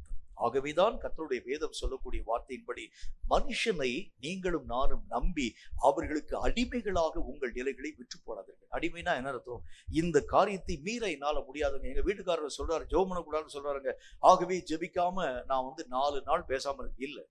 மனிதர்களுக்கு நீ அடிமையாக தேவனுடைய மகிமையை நீ இழக்க ஆரம்பிச்சு, மனிதனுடைய காரியங்களை நீ மேன்மைப்படுத்த ஆண்டவராக தேவனுடைய மகிமையை, அன்பை நீ இழக்கக்கூடியவனாய் காணப்பட ஆரம்பிச்சிடும். அதனாலதான் கர்த்தர் சொல்லக்கூடிய வார்த்தையின் அடிப்படையில மனிதர்கள் இருக்கணும். மனிதர்கள் நம்முடைய வாழ்க்கைக்கு துணையாய் வரக்கூடியவர்கள் தான், நமக்கு தேவையான காரியங்களை செய்யக்கூடியவர்கள். ஒருவேளை அப்பாவா இருக்கலாம், அம்மாவா இருக்கலாம், அண்ணனா இருக்கலாம், தம்பியா இருக்கலாம், தங்கச்சியா இருக்கலாம், அதன் பின்பதாக நம்முடைய குடும்பத்திலே காணப்படக்கூடிய மக்களா இருக்கலாம், அவங்கள கூட வரக்கூடியவங்க தான். என்றாலும் அவர்கள் அல்ல, அவர்களை காட்டிலும் உன்னையும் என்னையும் பாதுகாக்கக்கூடிய வல்லமை பெற்றவர் கர்த்தர். இவங்க ஒரு லிமிட் வரைக்கும் தான் வருவாங்க. எந்த லிமிட் வரைக்கும் வருவாங்க அப்படின்னா, மரணம் வரைக்கும் நம்முடைய வாழ்க்கையிலே வருவார்கள். ஒருவேளை கர்த்தராகிய தேவனுடைய நாமத்தினால் நீங்க நேசிக்கக்கூடிய ஒரு நல்ல ஒரு மனுஷன் என்று வைத்துக் கொள்ளுங்க, ரொம்ப நீங்க நேசிக்கிறீங்க, அவனுக்காக உயிரே கொடுக்குறீங்க, அவனும் உங்கள் மேல் ரொம்ப அவ்வளவு தூரம் பாசமா இருக்கக்கூடிய ஒரு மனிதன் என்று வைத்துக் கொள்ளுங்க. ஒரு நாள் கர்த்தராகிய தேவன் திடீரென்று சொல்லி உங்களுக்கு முன்பதாக தோன்றி ஒரு வார்த்தை கேட்கிறார், இந்த 2 பேர்ல ஒருவரை நான் என்னுடைய ராஜ்யத்துக்குள்ளாக எடுத்துக்கொண்டு போக வேண்டும் என்று ஆசைப்படுகின்றேன். உங்க 2 பேர்ல யாரு வர்றீங்கன்னு கர்த்தர் கேட்கிறான்னு வச்சுக்கோங்களேன். அவர்கள் என்ன பதில் சொல்லுவாங்க நீங்களே யோசிச்சு பாருங்க. அதாவது ஒரு மனுஷன் என்னுடைய ராஜ்யத்துக்கு வரணும். ஒண்ணு கணவன் வரலாம், மனைவி வரலாம், இல்ல அம்மா வரலாம், அப்பா வரலாம், இல்லாட்டி அப்பா அம்மாவை விட்டுட்டு அதாவது அந்த வீட்டில் இருக்கக்கூடிய பிள்ளை வரலாம், இல்லாட்டி அப்பா வரலாம். ஏதாகிலும் ஒருவன் என்னுடைய ராஜ்யத்திற்குள் வர வேண்டும் என்று சொன்னால் நீங்களும் நானும் எதை யோசிப்போம்னு நீங்களா திங்க் பண்ணி பாருங்க. எதை யோசிப்போம்? எல்லா ஆண்டவரை நான் கூட அந்த உலகத்துல பாடுகளை நான் சகிச்சுக்கிறேன், அவர் பாவம் ரொம்ப கஷ்டத்தின் ஊடாக கடந்து போய் பாடலாம் சகிக்க முடியாது, ஆண்டவரே அவர் வேணா கூட்டி போங்க, இப்படித்தான் நம்ம சொல்லுவோமே தவிர என்னுடைய ஜீவன் எடுத்துக்கொள்ளும் என்று நீங்களும் நானும் பேச மாட்டோம். நம்ம கர்த்தருடைய வேதம் என்ன வார்த்தை சொல்கிறது, மனிதர்களுடைய அன்பு ஒரு லிமிட் தான், அதுக்கு மேல வராது, அவ்வளவுதான். அவர்கள் எவ்வளவுதான் பிரயாசப்பட ஆரம்பித்தாலும் அதுக்கு மேல அவங்களுடைய வாழ்க்கையில் உங்களாலும் எல்லாம் எதிர்பார்க்க முடியாது.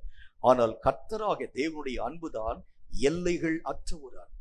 அந்த அன்புக்கு உங்களாலும் என்னாலும் எல்லைகளையே பேச முடியாது. எந்த காரியத்தை வேண்டுமானால் எவ்வளவு தூரம் இறங்கி உங்களுடைய வாழ்க்கையில கொடுக்க முடியும் அத்தனையும் கொடுக்க ஆரம்பிச்சு தன்னுடைய உயிரையே உங்களுக்காக கொடுக்கக்கூடிய அளவிற்காக, அதுவும் சாதாரணமான வகையிலே அல்ல, தன்னுடைய ஜீவனை கர்த்தராக தேவன் எப்படி தர ஆரம்பித்தார், ஒவ்வொரு உறுப்பையும் செயலிழக்கப்படக்கூடிய அளவிற்கான காயங்களையும் அடிகளையும் அநேக விதமான வேதனைகளையும் அவமானங்களையும் ஏற்றுக்கொண்டவராய் தன்னுடைய உயிரை ஆண்டவராக தேவன் உங்களுக்கு தரக்கூடிய விஷயத்துல எத்தனை அன்பு பாராட்டக்கூடிய ஒரு தேவன். அதனால மனுஷனுடைய அன்பை கர்த்தராக தேவனுடைய அன்பிற்கு நீங்களும் நானும் ஒப்பிட்டை பார்க்கக்கூடாது. அந்த அன்பினுடைய எல்லைகளே வேற, கர்த்தருடைய அன்பை வேற. அந்த அந்த தேவனுடைய அன்பினுடைய எல்லைகளை நீங்களும் நானும் ஆராய்ந்து பார்க்க ஆரம்பித்தாலும் அதனுடைய எல்லைகளை பார்க்க உங்களாலும் என்னாலும் முடியாது.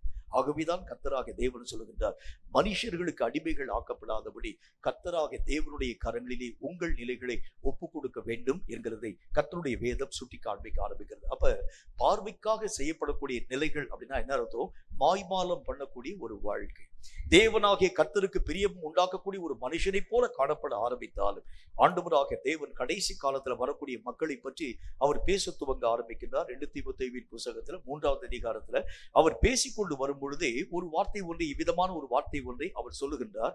அவர் என்ன வார்த்தை சொல்கிறார் என்று பாருங்க, நான் வாசிக்கிறேன். 2 தீமோத்தேயுவின் புத்தகம் 3வது அதிகாரம் 2வது வசனத்திலிருந்து, எப்படி எனில் மனுஷர்கள் தற்பிரியராகவும் பணப்பிரியராகவும் வீப்புக்காரராயும் அகந்தை உள்ளவர்களாயும் தூஷிக்கிறவர்களாயும் தாய் தகப்பன்மார்களுக்கு கீழ்ப்படியாதவர்களாயும் நன்றி அறியாதவர்களாயும் பரிசுத்தம் இல்லாதவர்களாயும் சுபாவ அன்பில்லாதவர்களாயும் இணங்காதவர்களாயும் அவதூறு செய்கிறவர்களாயும் இச்சையடக்கம் இல்லாதவர்களாயும் கொடுமை உள்ளவர்களாயும் நல்லோரை பகைக்கிறவர்களாயும் துரோகிகளாயும் துணிகரம் உள்ளவர்களாயும் இருமாப்பு உள்ளவர்களாயும், கடைசி முக்கியமா ஒரு காரியத்தை சொல்லுகின்றார், தேவ பிரியராய் இல்லாமல் சுகபோக பிரியராயும் தேவ பக்தியின் வேஷத்தை தரித்து கொண்டு அதன் பலனை மறுதளிக்கக்கூடியவர்கள். அவங்க பேச்சு தேவ பக்தியை மாதிரி பேசுவாங்க. அதனுடைய பலன், முக்கியமான பலன் என்ன அப்படின்னா, ஒருவன் தேவ பக்தியா இருக்க மனதா இருக்கிறது உண்டானால் அவன் கர்த்தராகிய தேவனையே சார்ந்து கொள்ள வேண்டியது அவசியம். தேவ பக்தியினுடைய ஒரு லிமிட்டேஷன் எதை பொறுத்து அமைக்கப்பட ஆரம்பிக்கிறது? எது உண்மையான தேவ பக்தி அப்படின்னா, அவன் எந்த காரியத்தின் மேலும் தன்னுடைய மனதை திருப்பாமல் கர்த்தராகிய தேவனையே முழுக்க முழுக்க சாரக்கூடியவனாய் விளக்க ஆரம்பிக்கின்றான். அவனுடைய வாழ்க்கையின் தேடல் கர்த்தர் தான், அவனுடைய வாழ்க்கையின் விருப்பம் கர்த்தர் தான், அவனுடைய வாழ்க்கையினுடைய அபேட்சை கர்த்தர் தான், அவனுடைய வாழ்க்கையினுடைய ஒவ்வொரு விதமான நிலைகள் கர்த்தராகிய தேவனாகவே காணப்பட ஆரம்பிக்கின்றார். கர்த்தருக்குள் வாழ்கின்றார், கர்த்தருக்குள் சந்தோஷப்படுகின்றார், கர்த்தருக்குள் அநேக விதமான காரியங்கள் யாவற்றையும் பேச துவங்க ஆரம்பிக்கின்றார். அவனுடைய எல்லா விதமான என்டர்டெயின்மெண்ட் முதல் கொண்டு அவனுடைய வாழ்க்கையினுடைய ஒட்டுமொத்த நிலைகளும் கர்த்தராகவே காணப்பட ஆரம்பிக்கிறதை பார்க்க முடியும். அப்ப ஒரு மனுஷனுடைய வாழ்க்கையிலே மனிதர்களுக்கு தேவையான ஒரு வாழ்க்கை வாழக்கூடியவனாய் அல்ல, தேவனுக்கு பிரியம் உண்டாக்கக்கூடியவனாய் அவனுடைய வாழ்க்கை நிலைகள் காணப்பட ஆரம்பிக்கிறதை பார்க்க முடியும். இயேசு கிறிஸ்து வாழ்ந்த அந்த வாழ்க்கையினுடைய நிலைகளை பாருங்க. எங்காகிலும் மனுஷனுக்கு பிரியம் உண்டாக்கக்கூடிய வாழ்க்கைகளை ஆண்டவராக இயேசு கிறிஸ்து வாழ்ந்து காண்பித்தாரே என்று பாருங்கள். மனுஷர்கள் எத்தனை தூரம் இயேசுவோடு கூட கடந்து வர ஆரம்பித்தாலும் ஒரு டிஸ்டன்ஸ் வைக்க ஆரம்பிச்சிருந்தார். இந்த லிமிட்டுக்கு மேல ஆண்டவராக தேவன் அவர்களுக்கு இடம் கொடுக்கல. ஏன்னா மனுஷனில் உள்ளத்தில் இருக்கிறதை அவர் அறிந்திருந்தபடியினால் ஒருவனும் அவரோடு கூட மனுஷனை பற்றி பேச வேண்டியதா இல்லை. ஆகவே ஒரு ஒரு ஒரு லிமிட் வச்சிருக்கிறார். இதுக்கு மேல மனிதர்களை ஆண்டவராக தேவன் அனுமதிக்க மாட்டார். ஆனால் பிதாவாக தேவனுக்கு எந்த லிமிட்டேஷனுமே வைக்காம எல்லா நேரத்தையும் பிதாவாக தேவனுக்கே அவர் செலவு பண்ணக்கூடியவராய் விளக்க ஆரம்பிக்கிறதை பாருங்க. இதுதான் மனுஷனுக்கு பிரியமான ஒரு வாழ்க்கை வாழாத, தேவனுக்கு பிரியமாய் வாழ்க்கை வாழக்கூடிய ஒரு அனுபவம். இந்த அனுபவத்தை தான் இன்றைக்கு உங்களுடைய வாழ்க்கையிலும் என்னுடைய வாழ்க்கையிலும் கர்த்தராக தேவன் எதிர்பார்க்கின்றார். கேட்கும் கர்த்தருடைய பிள்ளையே, நம்முடைய வாழ்க்கையிலே எதற்காக நாம் வாழ்க்கை வாழ ஆரம்பிக்கிறோம் யோசிச்சு பாருங்க. என்னுடைய வாழ்க்கையினுடைய அச்சீவ்மெண்ட், என்னுடைய வாழ்க்கையினுடைய தேவை, என்னுடைய வாழ்க்கையினுடைய கோல் எதுவா இருக்கிறதுன்னு பாருங்க. எதை நான் நாடி விரும்ப ஆரம்பிக்கின்றேன், எது என்னுடைய வாழ்க்கையிலே முக்கியத்துவமாய் காணப்படுகிறது. இது இல்லைன்னு சொன்னா என்னால் வாழ்க்கை வாழ முடியாது என்கின்ற ஒரு நிலையில எதை நீங்கள் ப்ரிஃபர் பண்ண ஆரம்பிக்கிறீங்க? கர்த்தராகிய தேவனா, உலகமா, உலகத்திலே காணப்படும் ஆடம்பரமா, உலகத்திலே காணப்படும் பொருளா, உலகத்திலே காணப்படும் அந்தஸ்தா, உலகத்திலே காணப்படக்கூடிய அநேக விதமான பணமா, நீங்க பார்க்கக்கூடிய வேலையா, அல்லது சொந்தங்களா, பந்தங்களா, எதை நாம் அதிகமாய் விருப்பப்பட ஆரம்பிக்கிறது யோசிச்சு பாருங்க. ஆண்டவராக தேவனை தவிர்த்து எதன் மேலாகிலும் நீங்களும் நானும் அதீதமான அன்பு செலுத்த ஆரம்பிக்கிறது உண்டானாலே, அது ஒருவேளை நம்முடைய அதாவது இந்த வீட்டில் இருக்கக்கூடிய பிள்ளையா கூட இருக்கலாம். என்னுடைய பிள்ளையின் மேல் என்னை அறியாத ஒரு அலாதியான ஒரு அன்பு, கர்த்தராக தேவன் சொல்கிறார், கர்த்தருக்கு மிஞ்சினது எதுவுமே இருக்கக்கூடாது.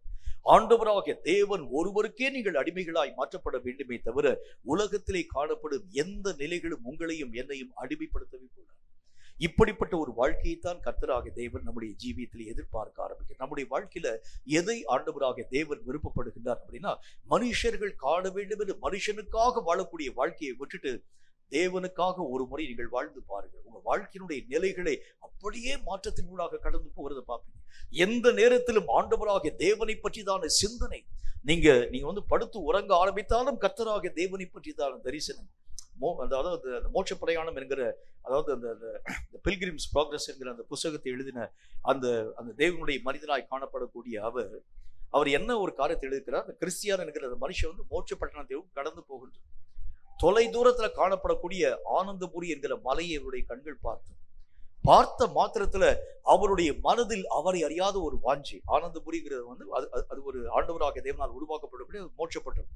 அந்த மோட்சப்பட்டணத்துடைய ஒரு சாயல் அவருடைய கண்கள் பார்க்கக்கூடிய நேரத்தில் அவரால் நிற்கவே முடியல. அவர் மயங்கி கீழே விழ ஆரம்பித்தார். அது மேல் இருக்கக்கூடிய அந்த வாஞ்சையும் தாகம் அதிகமா எப்படியாச்சும் அந்த பட்டணத்தின் ஊடாக கடந்து போக வேண்டும் என்று பக்கத்தில் இருக்கக்கூடிய மனுஷன் அவனை தூக்கி நிறுத்த அவனால் நிற்கவே முடியல. ஏனென்றால் அந்த பட்டணத்தின் மேல் காணப்படக்கூடிய அலாதியான வாஞ்சையும் தாகம். அவர் படுக்கிறாரு தூக்கத்தில் அந்த பட்டணத்தை பற்றியதால் நிறைய கனவுகள் வர ஆரம்பிக்கிறது. அவர் பேச ஆரம்பிக்கிறார். வாயை திறந்தாலே அந்த பட்டணத்தை பற்றி பேச ஆரம்பிக்கின்றார்.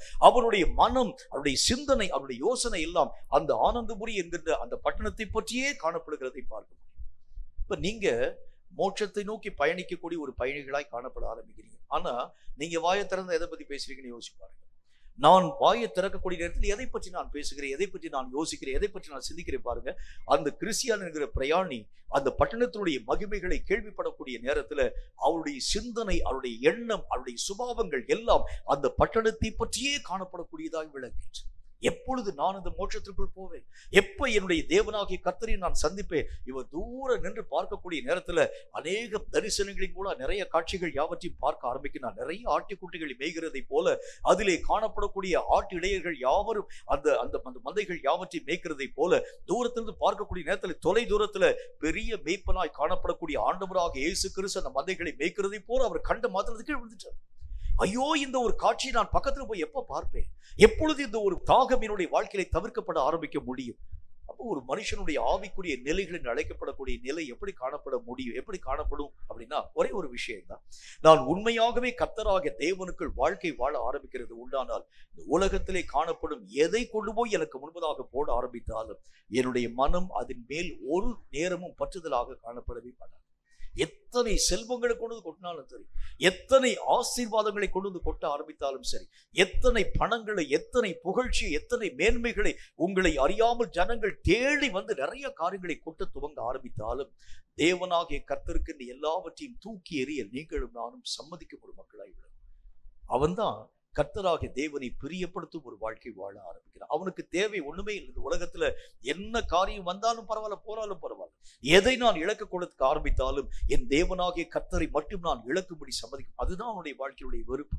ட்ரெஸ்ஸே காணப்படாமல் இருக்க ஆரம்பித்தாலும் பரவாயில்ல, அவனுடைய கையில காணப்படக்கூடிய காசெல்லாம் செலவாகி போய் அவருடைய அடுத்த வேளைக்கு சாப்பாட்டுக்கூடிய வழி இல்லாமல் காணப்பட ஆரம்பித்தாலும் சரி, அவருடைய கண்கள் மோட்சத்தினுடைய நிலைகளை மட்டுமே பார்க்கக்கூடியதாய் விளங்க ஆரம்பிக்கிறது. நம்முடைய வாழ்க்கையை நம்ம ஆராய்ச்சி பார்த்தோம்னா இவ்வளவு செய்தி நம்ம கேட்கிறோம், இவ்வளவு பிரசங்கத்தினுடைய காரியங்களை கேட்க ஆரம்பிக்கிறோம்.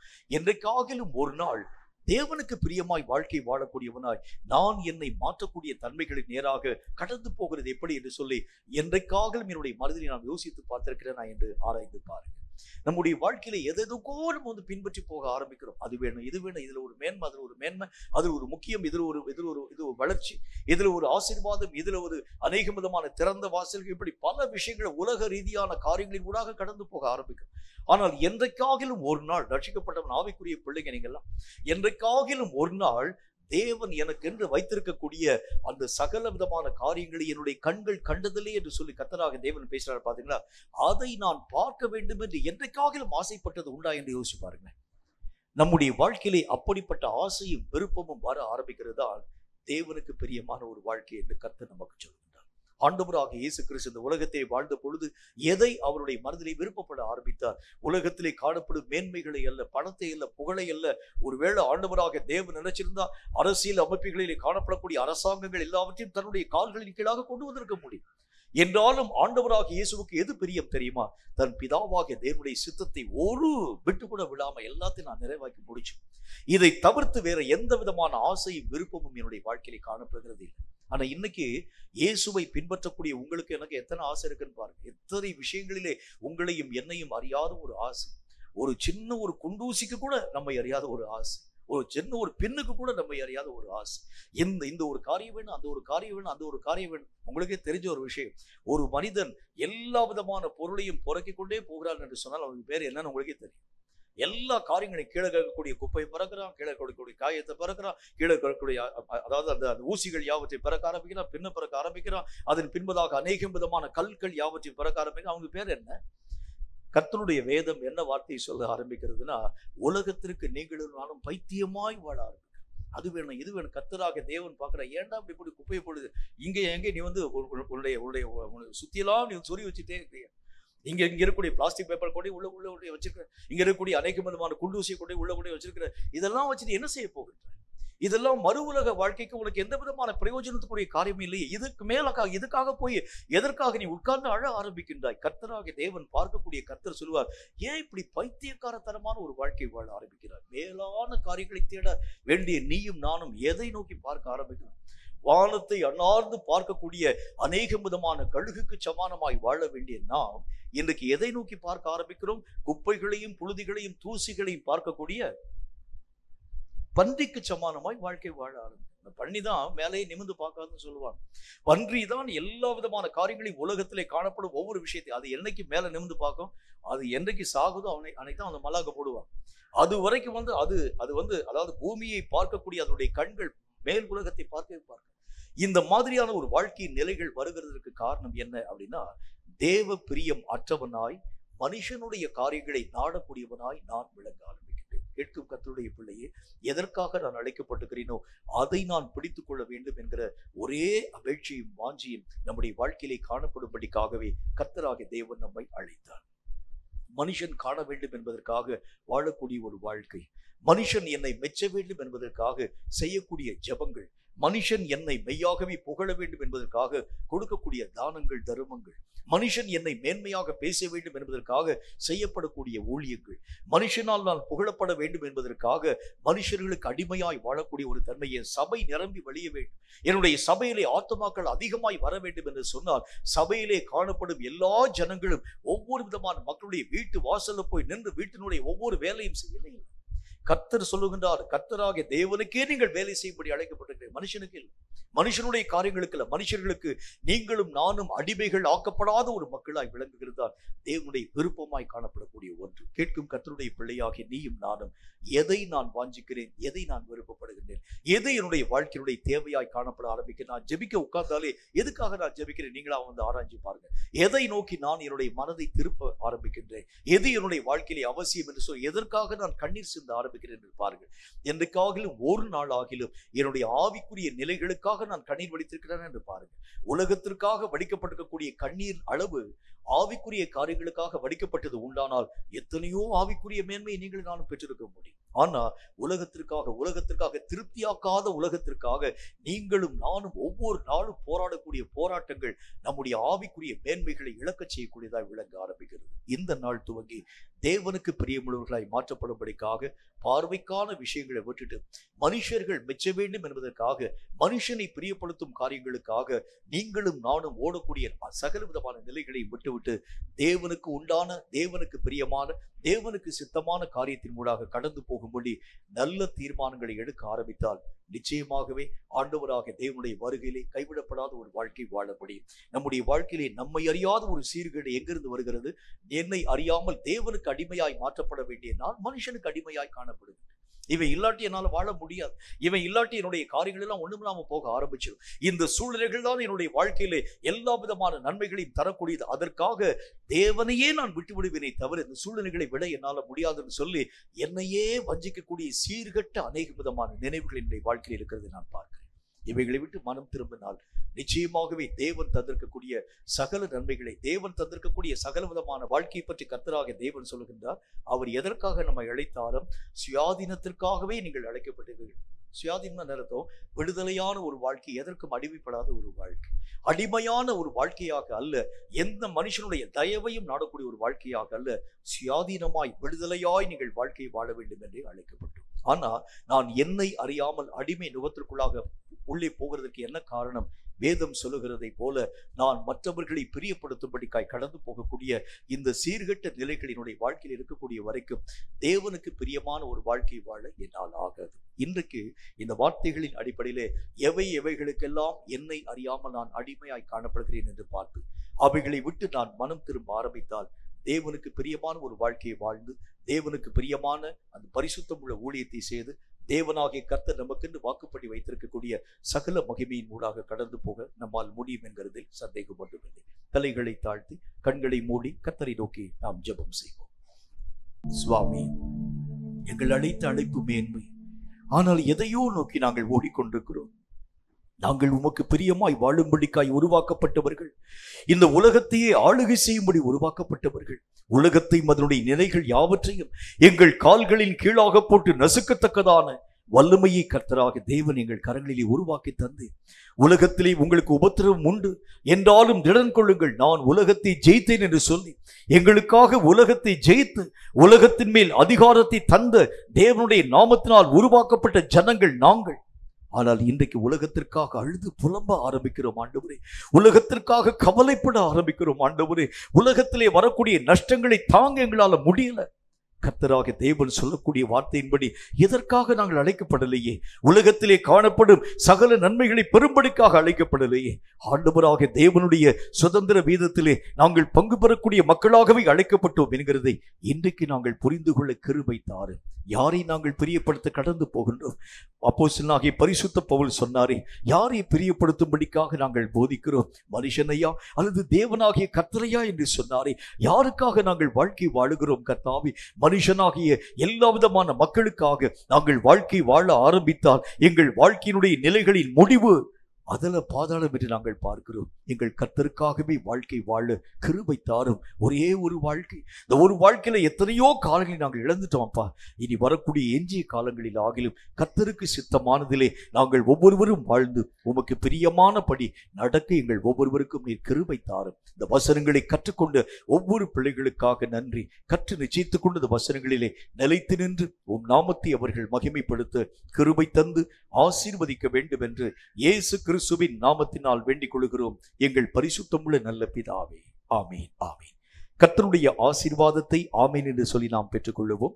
கர்த்தர் உன்னை ஆசீர்வதித்து உன்னை காக்க கடவர். ஆமீன். கர்த்தர் தம்முடைய முகத்தை உன்மேல் பிரகாசிக்க பண்ணி உன்மேல் கிருபையாய் இருக்க கடவர். ஆமீன். கர்த்தர் தம்முடைய முகத்தை உன்மேல் பிரசன்னமாக்கி உனக்கு சமாதானம் கட்டியிட கடவர். ஆமீன். என் ஆத்துமாவை கர்த்தரை ஸ்தோத்திரி, என் முழு உள்ளமே பரிசுத்த நாமத்தை ஸ்தோத்திரி. என் ஆத்துமாவை கர்த்தரை ஸ்தோத்திரி, கர்த்தர் செய்த சகல உபகாரங்களையும் மறவாதே. ஆமென்.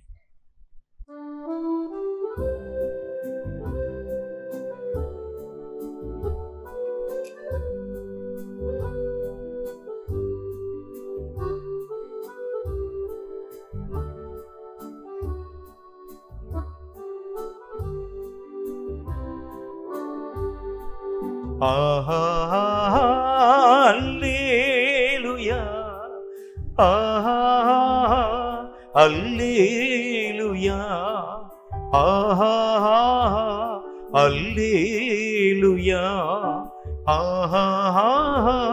அல்லேலூயா, அல்லேலூயா, அல்லேலூயா, அல்லேலூயா,